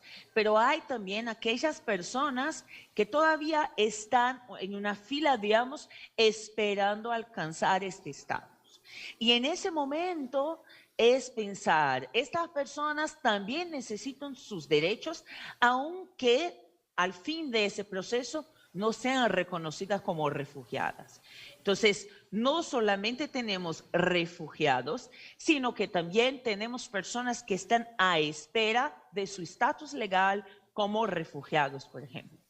Además, tenemos personas que son migrantes con refugio humanitario, ¿no? O migrantes en crisis humanitaria. Entonces, por ejemplo, podemos citar lo que pasó con los haitianos. Fueron a Brasil después del terremoto, ¿no? Que pasó en Haití. Entonces, ahí fue una condición diferente de necesidad de asilo, ¿no? Entonces, no era que estaban huyendo de su país o del gobierno, sino que estaban huyendo y necesitando un tiempo, ¿no? O quizá más de un tiempo, ¿no? Para reconstruir su vida después de esta cuestión ahí natural, ¿no? Climática. Y tenemos también esto, por ejemplo, el caso de los venezolanos, ¿no? Que están ahí. Entre los últimos años tuvieron, o muchos salieron de sus países, muchos vinieron a Brasil, pero también a otros países de Latinoamérica. Y que tienen también, por ejemplo, en Brasil, tienen una visa distinta de la visa de los refugiados. Entonces, la visa es una visa humanitaria y hay departamentos específicos para la atención a los migrantes venezolanos. Entonces, miren que son muchas diferencias entre o dentro de la cuestión de la migración, ¿no? No es algo como, bueno, es simple. Tenemos los refugiados a los que tenemos que tener atención, pero a estos no es tan necesario, ¿no? A estos tienen más condiciones. A veces, por ejemplo, utilizamos el término vulnerabilidad para decir, ok, para esto necesitamos una mayor atención, porque están en una situación de vulnerabilidad. Pero bueno, el propio término vulnerabilidad es un término amplio. Podemos tener vulnerabilidad social, financiera, psicológica, ¿no? Entonces, hay que pensar en eso como algo complejo, ¿no? No algo simple. Bien, entonces yo puse aquí estas definiciones, yo las saqué del sitio de ACNUR, ¿ok? De Colombia. Entonces ahí, por ejemplo, tenemos solicitante de asilo, que es una persona que busca protección internacional, personas desplazadas internas, que son aquellas personas que buscan seguridad en otras partes de su propio país, ¿no? Tenemos los refugiados, que son las personas refugiadas que huyen del conflicto o de la persecución. Tenemos los apátridas, que son las personas que no tienen una nacionalidad y pueden tener dificultad para acceder a derechos humanos básicos. Entonces, por ejemplo, una persona que como no tiene esta, digamos, una nacionalidad, entonces, ¿qué derechos se aplican a esa persona? ¿No? Los derechos de su país de origen, los derechos del país en donde está en ese momento. Por ejemplo, una persona que está por un tiempo en un campo de refugiados y ahí esa chica, digamos, que nació en ese campo. Entonces, ¿cuál es la nacionalidad de esa chica? ¿Qué derechos caben a ella, no? Los retornados, que son las personas que retornan a su hogar. Entonces, ahí hay que pensar, por ejemplo, que volver a su hogar, volver a su país de origen, no significa volver a un lugar seguro. Entonces, no significa que esa persona, digamos, que huyó de una crisis, de una guerra, no es decir que cuando vuelva a su país tendrá necesariamente condiciones favorables para empezar o reconstruir su vida. Entonces, en todo eso tenemos que pensar cuando hablamos del contexto de enseñanza de lengua para personas en algunas de estas condiciones. Algunos datos que yo traje para ustedes están ahí en el reporte en portugués, Refugio en Números de ACNUR, en su 7ª edición, es el más actual, ¿no? Entonces, solo en 2021 se realizaron 29.107 solicitudes de la condición de refugiado. Eso estamos hablando solamente en Brasil, ¿ok? CONARE, que es un Comité Nacional para Refugiados que tenemos acá en Brasil, ha reconocido como refugiados a 3.086 personas de diferentes nacionalidades. Tanto los hombres, que son 55,2%, como las mujeres, que son 44,8%, reconocidos como refugiados, tenían predominantemente entre 5 y 14 años, 50,4%. Entonces, vean ahí que acá tenemos un reto para la educación de estos niños y niñas, ¿no? Y adolescentes que van a llegar en las escuelas y no necesariamente en escuelas que ya hayan recibido a, por ejemplo, otros extranjeros, otros refugiados. Entonces, muchas veces las escuelas mismas no saben cómo van a lidiar con esa situación, ¿ok? Entonces, eso es importante.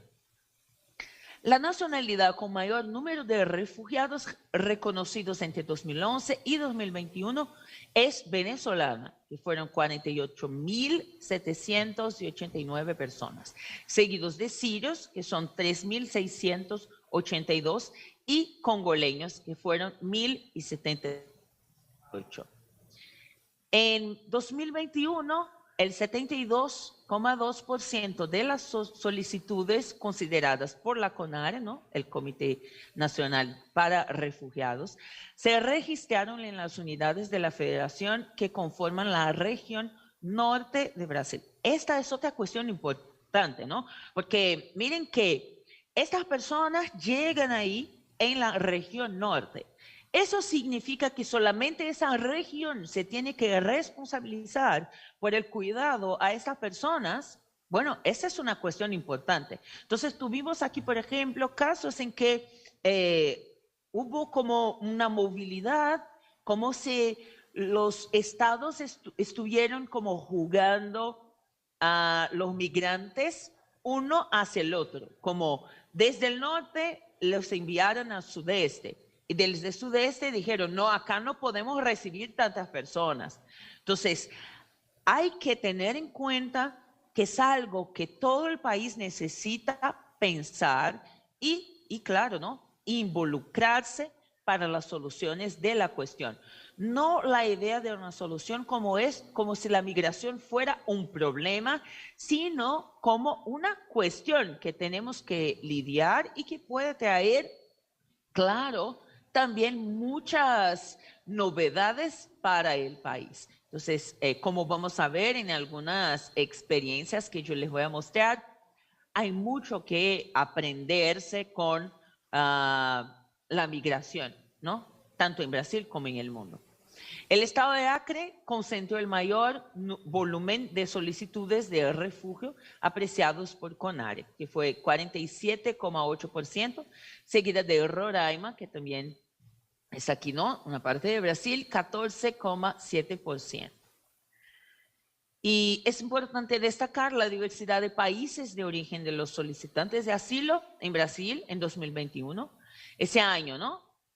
Brasil recibió, entonces recuerden que estábamos también en el momento de la pandemia, lo que también cambia el contexto migratorio y la manera como las personas, tanto las personas que son aquellas responsables como los poderes lidian con la situación, como también la población interna del país lidia con la situación, ¿no? Entonces, Brasil recibió solicitudes de personas de 117 países, la mayoría venezolanos, seguidos de angoleños y haitianos. Y claro, más recientemente también tenemos que añadir ahí a esta lista de cuestiones la guerra en Ucrania, la retomada al poder de los talibanes en Afganistán y las inundaciones en Pakistán que han impactado el escenario migratorio reciente. Entonces, miren, acá, bueno, yo les presenté un poco ahí la situación desde mi mirada desde Brasil, pero claro, los números también cambian alrededor del mundo.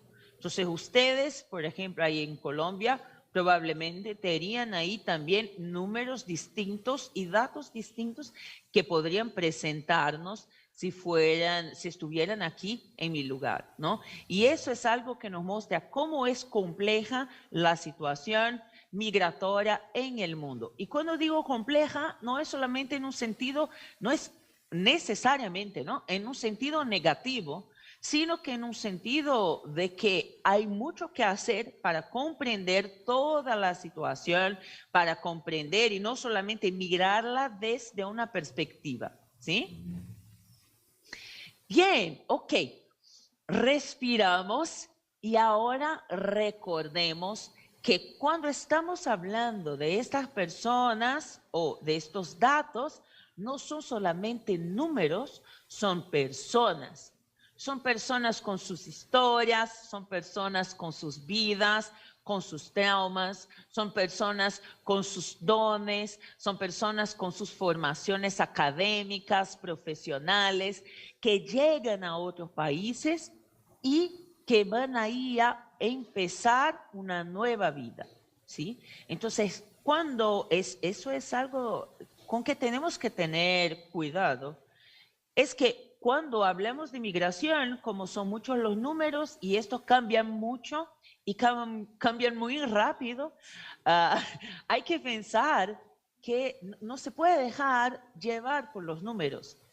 Hay que pensar que estas son personas que necesitan sus derechos, que también tienen sus deberes y que, claro, también tienen sus historias y tienen también muchas cosas que compartir, que narrar, que agregar. Entonces, hay que pensar en estos datos, sí, por una cuestión de investigación, de políticas públicas, de soluciones que buscar, pero hay que recordarse que detrás de cada número hay una persona, su familia, su historia, su narrativa, ¿ok? Bien, entonces, como yo dije al inicio, cuando hablamos en categorías migratorias, hay que pensar que son muchas las situaciones que están involucradas en esa cuestión.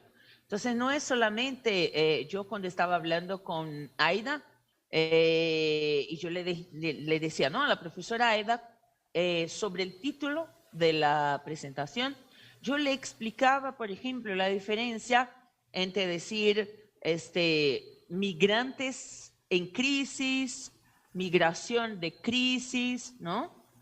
Los refugiados, porque bueno, a veces cuando pensamos en la migración, pensamos en los refugiados, apátridas, etcétera, a veces pensamos en esas personas como las personas que llegan llenas de problemas, como si el problema estuviera solamente en ellas y no pensamos que, por ejemplo, el país que recibe a estas personas también tiene sus dificultades para lidiar con la migración. Entonces, no es solamente la crisis en el país de origen de esas personas, no es que las personas sean personas en crisis, sino que también es que el país que va a recibir a esas personas es un país que también tiene sus crisis y sus problemas, incluso cuando se propone a recibir a esas personas.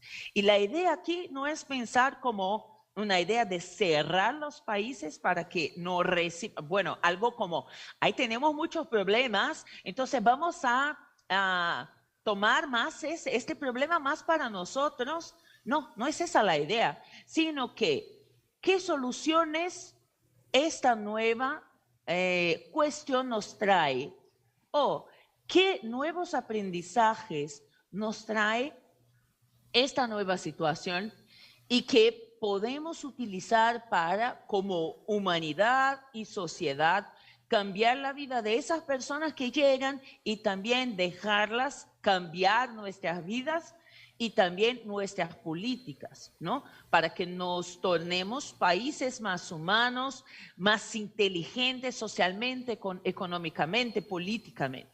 ¿no? Entonces es algo que pensar como en un sentido más amplio, ¿no? Y no solamente desde una perspectiva. Es también lo que nos traen ahí Weininger y Pérez.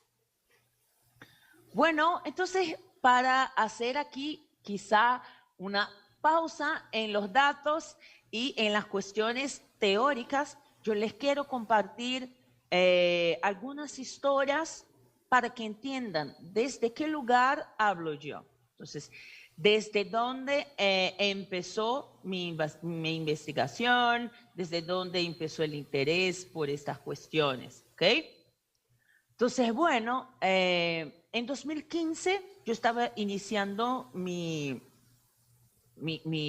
estudios, mi máster, ¿no? Y bueno, en aquella época había llegado a Brasil, en nuestra ciudad, una familia egipcia que tenía, bueno, había huido desde su país porque tuvieron ahí o pasaron por persecución religiosa. Entonces, lo que pasó a esa familia es que sus padres, que eran de una determinada religión, se convirtieron en otra religión y en ese momento empezaron a recibir amenazas de la familia, de su propia familia, de que ellos tomarían sus hijos para volverles a aquella religión inicial. Y bueno, para no perder a sus hijos, huyeron de Egipto y vinieron a vivir en Brasil.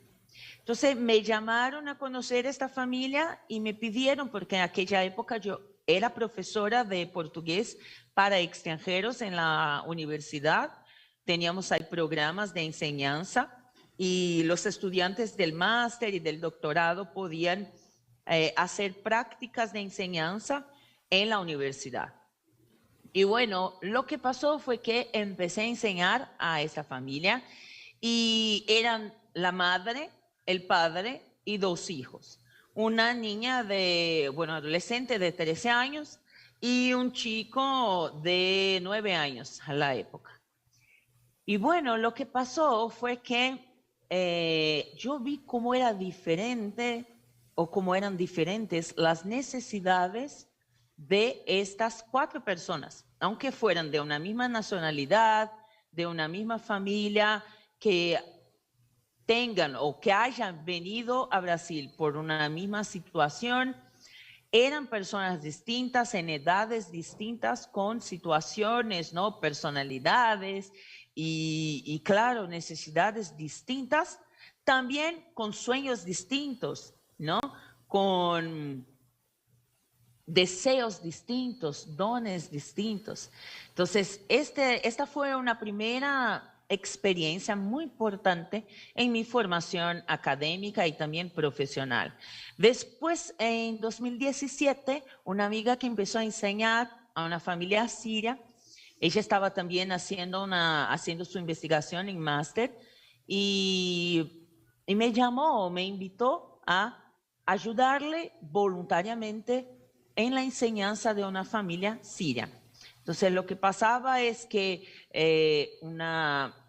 era una mujer de sus como quizá 30 años que vino a Brasil con sus hijas, su hermana.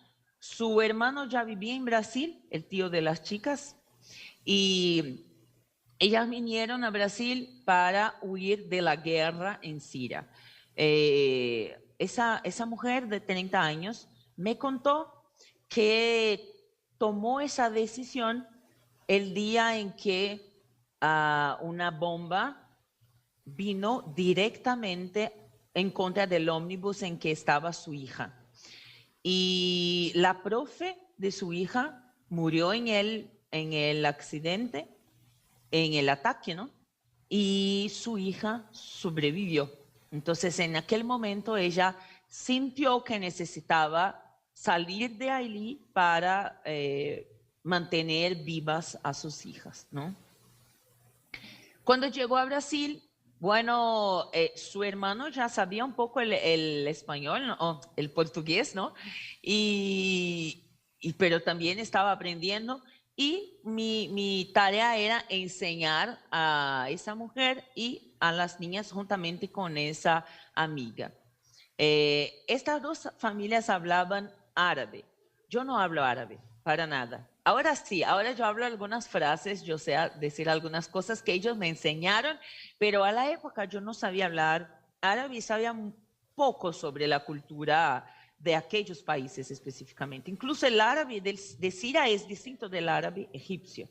Entonces, a veces yo aprendía una cosa con la familia y cuando iba a intentar utilizarla con la otra, decían, no, no es así que se habla eso.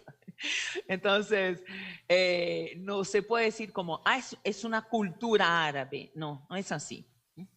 Después, en 2018, yo recibí un caso distinto, ¿no? En esa época yo ya estaba haciendo el doctorado y bueno, lo que pasó fue que una profesora que trabajaba en la red pública de enseñanza en Belo Horizonte, ¿no? Mi ciudad, ella dijo que una chica colombiana estaba en la escuela y estaba teniendo como crisis de pánico, cuestiones psicológicas y casi empezando un cuadro depresivo.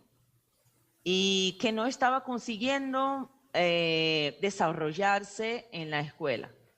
Bueno, entonces yo empecé a enseñar a esa chica el portugués. Yo fui la primera vez a la escuela, la conocí y cuando me vio, la chica estaba así súper triste, así con la carita muy, muy triste, me parece así muy tímida y así con un poco de miedo también, como, ¿quién es esa persona que me va a enseñar? Y yo cuando llegué, le hablé en español. Y cuando yo le hablé en español, su carita se cambió completamente. Entonces, es como empezó a reír y dijo, mira, tú hablas español. Y yo empecé a hablar con ella en español. Y bueno, toda la conversa fue en español al inicio. Y fue así como completamente distinta la manera como siguió la vida de esa niña en la escuela. La chica era adolescente, tenía como 14 años a la época, 14, 15 años. Entonces vean, esa chica no era refugiada. Esa chica era, bueno, por lo que me contó, sus padres vinieron a Brasil a buscar nuevos empleos, trabajo, condiciones distintas, no sé exactamente de qué parte de Colombia era esa familia, pero ves que ahí está el problema, ¿no? Cuando decimos que solamente un grupo específico, por ejemplo, no, solamente refugiados necesitan atención. Y no es decir que no necesitan de verdad, sí, necesitan atención específica, pero también es importante pensar que hay otros grupos y que no es porque no tienen el estatus como refugiados que no necesitan también un cuidado específico, una atención específica, políticas públicas específicas para escuchar sus necesidades, sus derechos y también, claro, que pueden aportar a la sociedad en donde llegan. Por último, y ahí súper reciente, tenemos ahora algunas familias de Afganistán que llegaron a Brasil. Yo ahora coordino un grupo de voluntarios que están enseñando portugués a varias familias de afganistanes que están llegando a Brasil en diferentes partes de Brasil. Entonces, miren, la cuestión de la migración es algo importante y es algo presente, es algo en que tenemos que pensar. No es algo que podamos, como también universidades, dejar de lado o desconsiderar. Como hablaba el profesor que vino antes de mí, es importante recordar también cuáles son las responsabilidades de las universidades. ¿Qué investigamos y por qué lo hacemos? ¿Qué tipos de investigaciones tenemos en cuenta en nuestros departamentos y por qué lo hacemos? Esas son preguntas y provocaciones, ¿no? Que retomo de mi colega y que de verdad son importantes, ¿no? Entonces, bueno, creo que tengo 5 minutos, ¿verdad?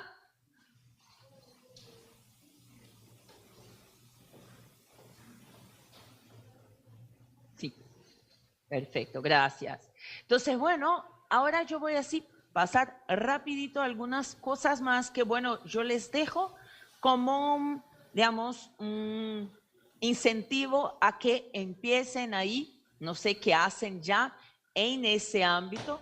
Me gustaría mucho escuchar también cuáles son las investigaciones y trabajos que tienen en la universidad sobre la temática de la migración, no solamente en la parte de enseñanza de lenguas, pero también en otras frentes, ¿no? En otros departamentos de investigación.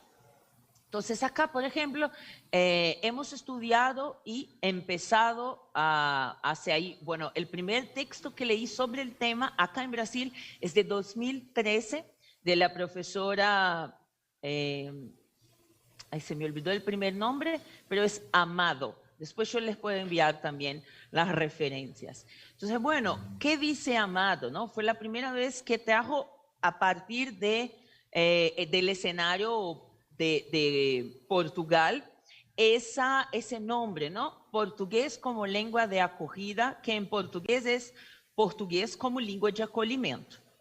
Entonces, bueno, hemos pensado y estamos pensando en la necesidad de pensar este tipo de término para diferenciarlo dentro del área de lingüística aplicada y también de la idea de portugués como lengua adicional o lengua para extranjeros, porque la idea es traer atención para ese campo investigativo, ¿no?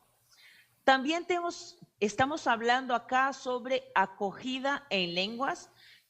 Yo traigo un trabajo que escribí con la profesora Gómez, también a partir del trabajo de Bison y Camargo, que son profesoras acá en Brasil, y de López también, que es la idea de que no solamente se debe acoger al extranjero o recibir a esta persona, sea refugiada, pátrida, de otros movimientos migratorios, solamente cuando sepan nuestra lengua, sino que es importante también que sus derechos sean escuchados, sean considerados, también cuando no hablan nuestra lengua, ¿sí? Entonces, hay que pensar, sí, en la enseñanza del portugués, pero también hay que pensar en investigaciones que nos ayuden en la práctica a pensar la lengua de las personas que llegan, ¿sí? Otros temas importantes ahí que ustedes pueden tomar notas para sus investigaciones es que cuando tú empiezas una clase de español o de portugués acá en Brasil, de español ahí en Colombia, cuando empezamos a trabajar en estas clases de portugués o de español para refugiados, apátridas o para migrantes de crisis, tenemos que pensar que hay mucha variación en estas aulas, ¿no? Entonces, por ejemplo, en un mismo salón de clase tú tienes personas que hablan, por ejemplo, bueno, que nunca fueron a la escuela, incluso en su país. Entonces, eso yo paso con mis alumnos de Afganistán. Yo tengo alumnos que sí iban a la escuela, pero muchos que con 18 años, por ejemplo, no han aprendido a escribir y a leer en sus propias lenguas, pero hablan 4 o 5 lenguas ya, ¿no? De la región, del país en donde están y de los países alrededor. Entonces, bueno, hay que pensar que son clases distintas y eso nos ayuda a pensar la práctica, ¿no? Entonces, les dejo ahí la sugerencia de leer a los que ya puedan leer en portugués. Los que no puedan también no se preocupen. Yo estoy cierta de que con la ayuda de un diccionario van a poder entenderlo bien. Entonces hay un artículo que escribimos yo, bueno, la profesora López y yo, que es Considerações sobre a formação de professores no contexto de ensino de português como língua de acolhimento. Entonces ahí hablamos, entrevistamos, ¿no?, a profesores que trabajan ya en este contexto y que nos trajeron ahí problemas, trabajos, retos que enfrentan y que les puede ayudar también en este contexto. ¿Bien? Y ahí, para terminar, seguimos, ¿no? Seguimos primero pensando la migración de crisis y las políticas públicas que tenemos que empezar en nuestros países para hacer una acogida a estos migrantes que sea de verdad efectiva. También tenemos que pensar la formación continua de los profesores, de los docentes para el actual escenario migratorio internacional. Y por último, les dejo algunas preguntas, ¿no? Es importante que podamos unir esfuerzos con otras áreas. Entonces, por ejemplo, yo que soy de la lingüística, también necesito la ayuda de las personas que son del derecho internacional, también de las estadísticas. Necesitamos unirnos para alcanzar los retos que tenemos en este área. Y ahí algunas preguntas que dejo para ustedes. ¿Cómo es el contexto de ustedes en Colombia cuanto a las migraciones? ¿Cómo está el contexto migratorio al retorno de la UPTC? ¿Y qué podemos hacer conjuntamente para pensar el rol de las universidades en esa cuestión? Bueno, yo les dejo algunas referencias y también obrigada pela sua atenção. Muchas gracias por la atención. Estoy súper abierta a las preguntas y comentarios que tengan. Dejo también mi email y espero que podamos continuar la conversa. Gracias.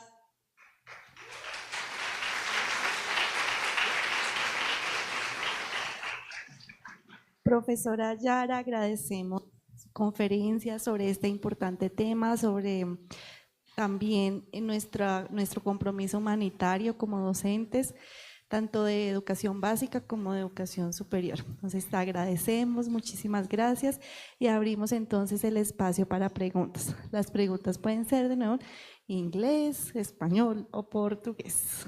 ¿Alguien se anima? Ya, un momento.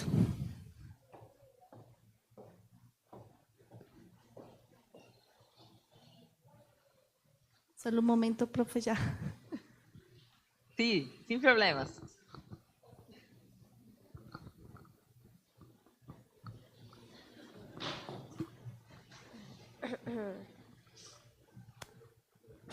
Hola. Buenos días. Tengo dos preguntas. La primera es, ¿usted cree que las razones por las que hay discriminación a los migrantes en países europeos es por ignorancia, falta de información, racismo o hay algún tipo de sesgo y generalización acerca de los migrantes? Pero a eso me refiero de que este tipo de discriminación siempre es como que más fuerte hacia los migrantes que son de países latinoamericanos, de Países Bajos.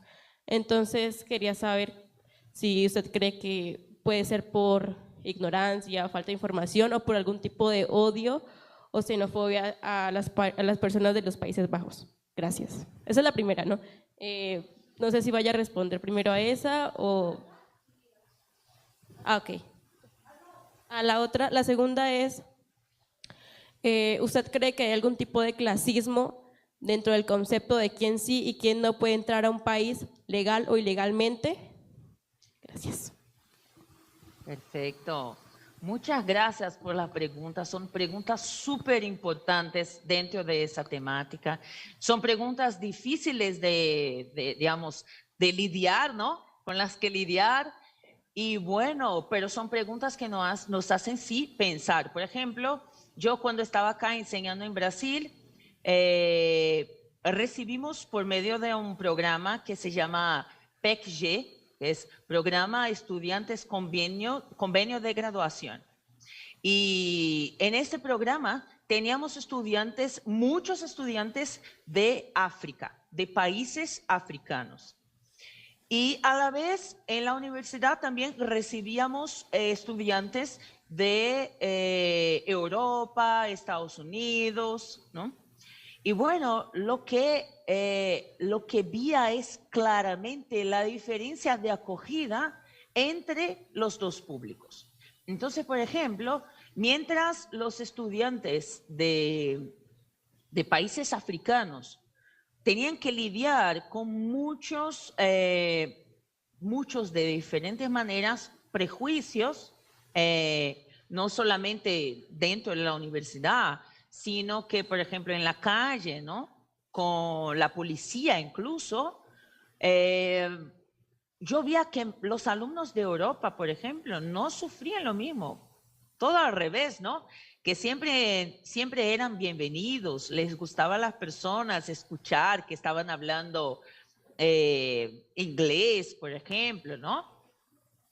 Y bueno, una vez yo hice una investigación y yo fui con estos alumnos africanos, ¿no? Y que eran de 10 nacionalidades distintas, que era Togo, Ghana, Congo, etcétera. Y fui con ellos a un mercado que tenemos acá, en el centro de la ciudad, para hacer entrevistas a las personas. Y las cosas que escuchamos fueron así como terribles y muchas por parte con prejuicios, muchas por ignorancia. Y por eso, bueno, yo puedo contestar a tu pregunta diciendo que es un poco de todo eso, ¿no? Entonces, hay gente que lidia con la cuestión de la migración con prejuicio, con xenofobia. Hay gente que lidia con eso o que no lidia con eso por ignorancia, ¿no? Hay gente incluso que lo hace, que piensa estar haciendo algo bueno cuando está haciendo algo malo. Por ejemplo, acá en Brasil, cuando estas chicas de Siria llegaron, la escuela, así intentando ayudarles, empezó una campaña de donaciones y ahí empezaron a recibir muchas ropas, muchas cosas y la familia tuvo que decir como, ok, muchas gracias, pero no necesitamos eso. O sea, la idea de que el refugiado es siempre una persona que necesita algo, que es pobre, necesita ropas, necesita comida. Pero, por ejemplo, en el caso de esas chicas, su familia ya vivía en Brasil hace mucho tiempo, incluso tenía una tía creo que tenía 80 años a la época, y que ya tenía su propia empresa en Brasil, ¿no? Claro, eso no quiere decir que la situación de migración de las chicas fue fácil, sino que en aquel momento no necesitaban ropas o dinero, necesitaban empleo, necesitaban aprender la lengua, necesitaban sentirse parte de la sociedad brasileña. Entonces, bueno, te traigo algunos ejemplos de lo que vivimos acá en Brasil, pero claro, si tú piensas, yo tengo acá un estudiante de Alemania, por ejemplo, con el que siempre discuto ese tipo de tema, y él siempre me dice, ¿no? Que nota cómo eso pasa, por ejemplo, una cuestión que están discutiendo en la universidad allá, es exactamente la diferencia de trato entre o de tratamiento se dice, ¿no? Entre los refugiados ucranianos y los refugiados sirios, haitianos, desde otros países. Entonces, sí, hay una cuestión importante que es la xenofobia y sobre la cual tenemos que pensar. Hay también una cuestión de ignorancia. Incluso hay un texto muy bueno, no sé si está en otras lenguas también, después yo le puedo enviar a la profesora Eda Blanco para que comparta con los participantes, pero que es sobre educación del entorno. Entonces es importante, además de garantizar que hayan derechos y que las personas accedan a esos derechos, que también el entorno conozca los derechos y la situación de esas personas, para que nosotros no seamos los que impiden que accedan a esos derechos. Professora Yara, muito obrigada pelas suas respostas. Mais uma vez, somos muito gratos de ouvir e ver você aqui nesse anfiteatro da UPTC. Vamos fechar aqui, por questões de tempo, não podemos fazer mais perguntas, mas a gente espera ver você pessoalmente aqui na universidade. Mais uma vez, muito obrigada, bem-vinda sempre a essa universidade. Obrigada. Muito obrigada, muchas gracias y gracias por la atención de todos ustedes. Espero que sea solamente el inicio de investigaciones y trabajos allá y yo incluso los quiero leer. Muchas gracias. Nos vemos entonces en una próxima ocasión. Un aplauso, por favor, para la profesora Yara.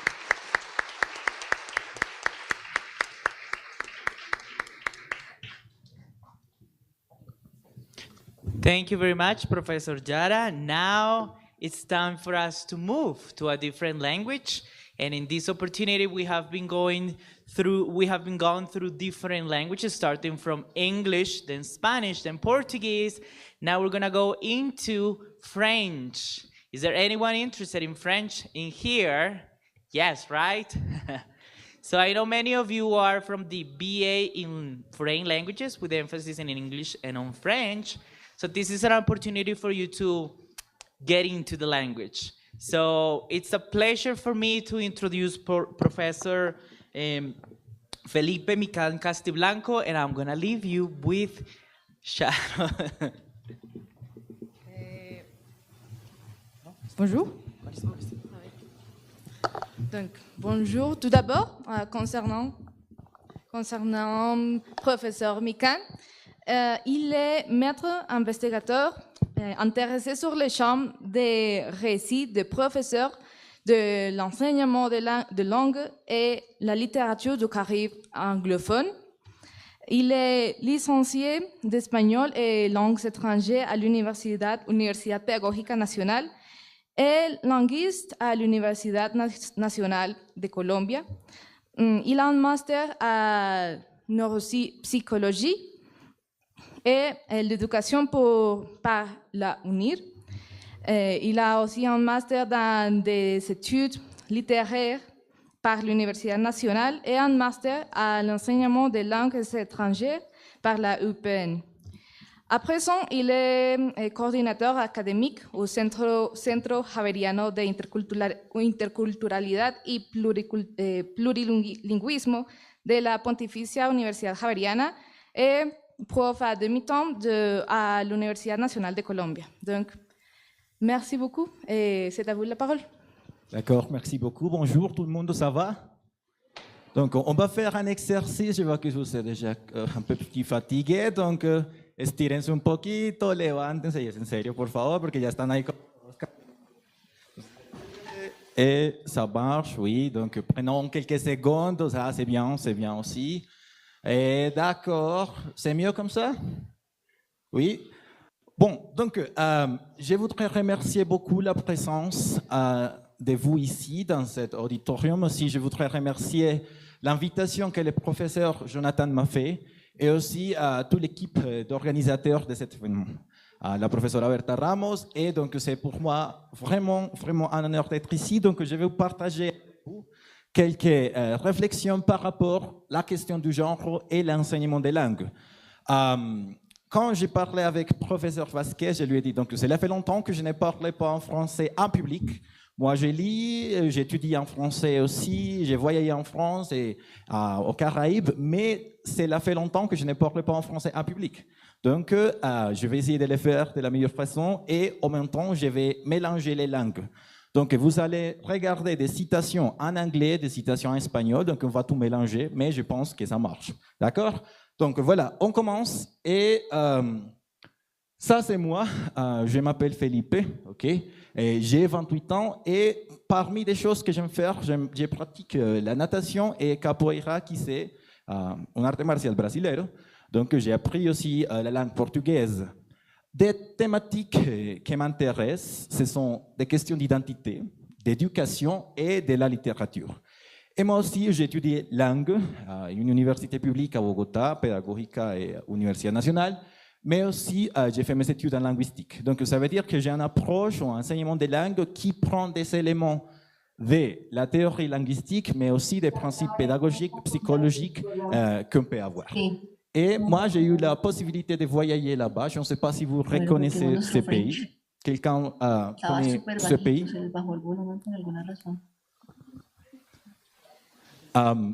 Well, je ne sais pas, ce sont les fantômes. Et quelqu'un reconnaît ce pays là-bas? Ah non, une autre fantôme.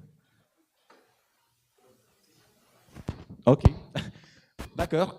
Donc ça c'est Trinité et Tobago, c'est près de Venezuela et c'est un pays anglophone, mais ce pays ne fait pas partie, disons, des pouvoirs d'enseignement des pays métropolitains, d'accord? Donc j'ai eu l'occasion de travailler là-bas, j'ai enseigné espagnol comme langue étrangère et aussi j'ai pratiqué l'anglais et la langue créole de Trinité. Donc quel est le contenu que je vais vous montrer aujourd'hui? Tout d'abord, c'est le fait d'être ici et maintenant. Je sais qu'on peut être en ce moment en partageant avec des personnes sur WhatsApp, sur Facebook, sur Instagram, c'est bon ça, mais je vous demande, s'il vous plaît, d'être ici et maintenant. Like right now, right here. Parce que c'est vraiment important pour moi d'avoir une interaction avec vous, mais aussi pour vous d'être conscient qu'on est dans cet espace académique, qu'on est ici et on est maintenant.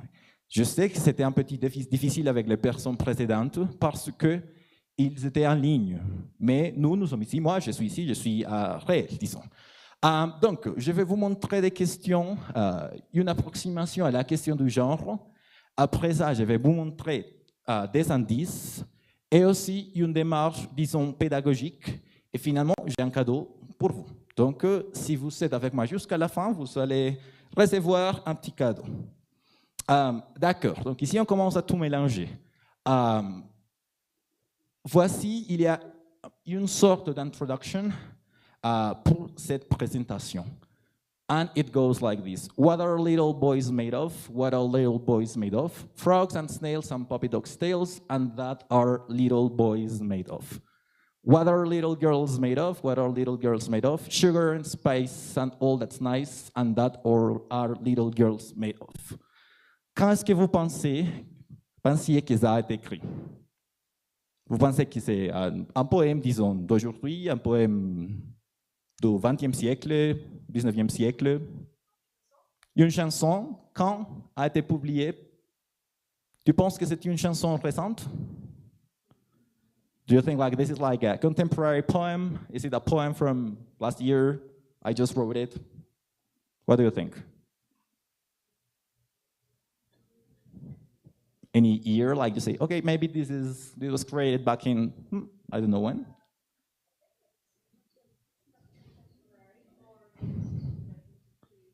Ok, donc ce n'est pas un poème contemporain, peut-être. D'accord, donc je vais vous montrer, et ça continue aussi. What are young men made of? What are young men made of? Sighs and leers and crocodile tears, and that are young men made of. What are young women made of? What are young women made of? Ribbons and laces and sweet pretty faces, and that are young women made of. Et ce que nous venons de lire a été publié en 1819. Cela fait presque 2 siècles. Mais je pense que si on lit ça aujourd'hui, il y a des stéréotypes, c'est clair, mais il y a des stéréotypes que nous avons dans les temps présents. Oui, et je vais vous montrer quelques exemples. Donc, c'est tout justement pour introduire cette présentation.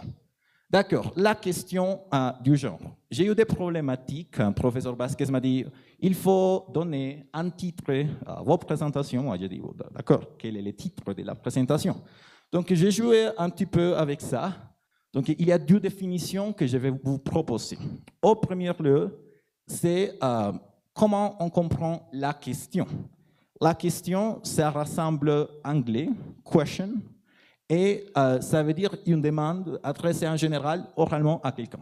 Ça, c'est une compréhension très générale de ce qu'est une question, d'accord? Mais il y a une autre définition qui m'intéresse ici, et c'est une question en tant qu'un sujet sur lequel on a des connaissances qui prêtent à confusion, pouvant donner lieu à discussion centre d'intérêt considéré comme une matière à réflexion. Donc, cette deuxième définition, c'est la définition qui m'intéresse. On va questionner, disons, on va se demander des choses, mais en même temps, je vais vous proposer des lieux de discussion. Ça ne veut pas dire que mes pensées sont déjà finies, que moi, j'ai tous les non. C'est tout justement en construction, d'accord? Donc, voilà, jouons avec ça.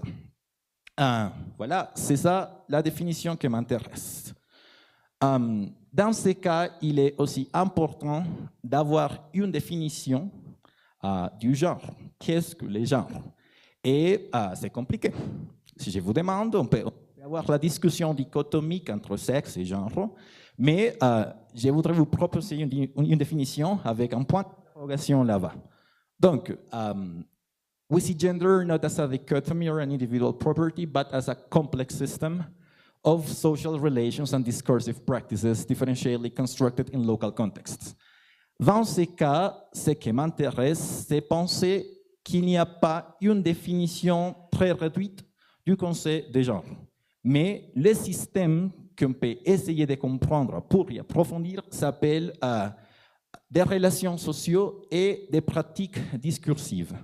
Ce n'est pas une question qui est isolée du contexte, qui est isolée des personnes, mais fait partie de la vie des personnes, mais aussi fait partie des processus qu'on expérimente en tant qu'être social. Donc, le genre est un système de relations de pouvoir. Donc, ça va être vraiment important. Les genres, on est simplement dire, moi, je suis un homme, moi, je suis une femme. Non. Moi, je suis un être masculin, je suis un être féminin. Non.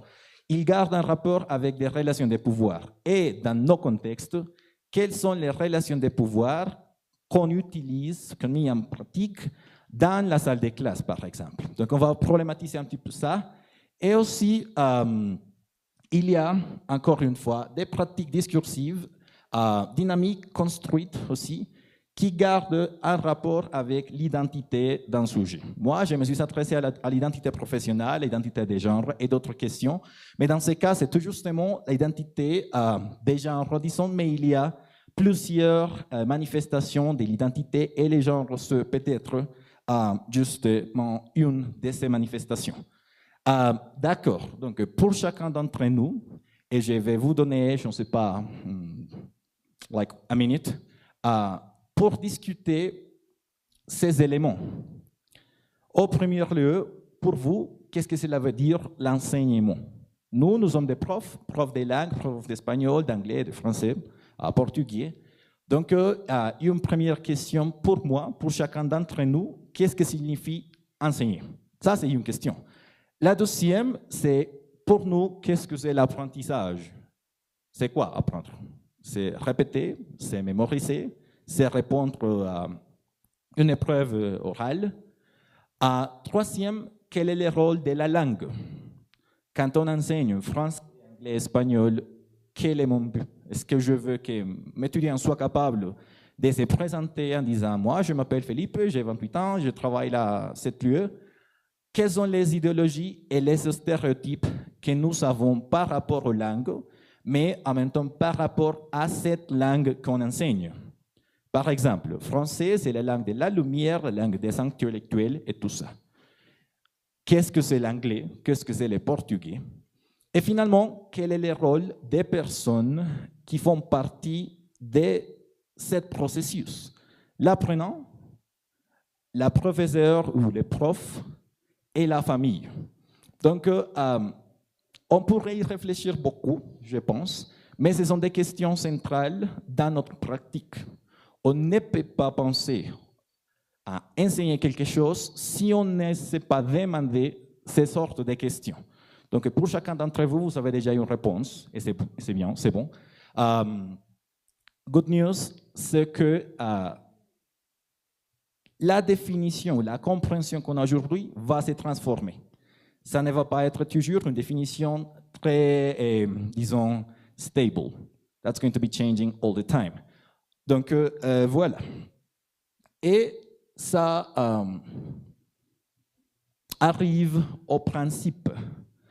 On a des principes linguistiques, des principes pédagogiques et des principes psychologiques, et peut-être d'autres principes. Quel est le lieu que je donne à la langue?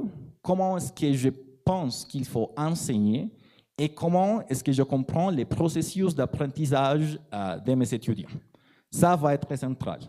Si on n'a pas de clarté, donc il faut, comme disait un prof qui a étudié à cette université, Jaime Ruiz, il faut se casser la tête.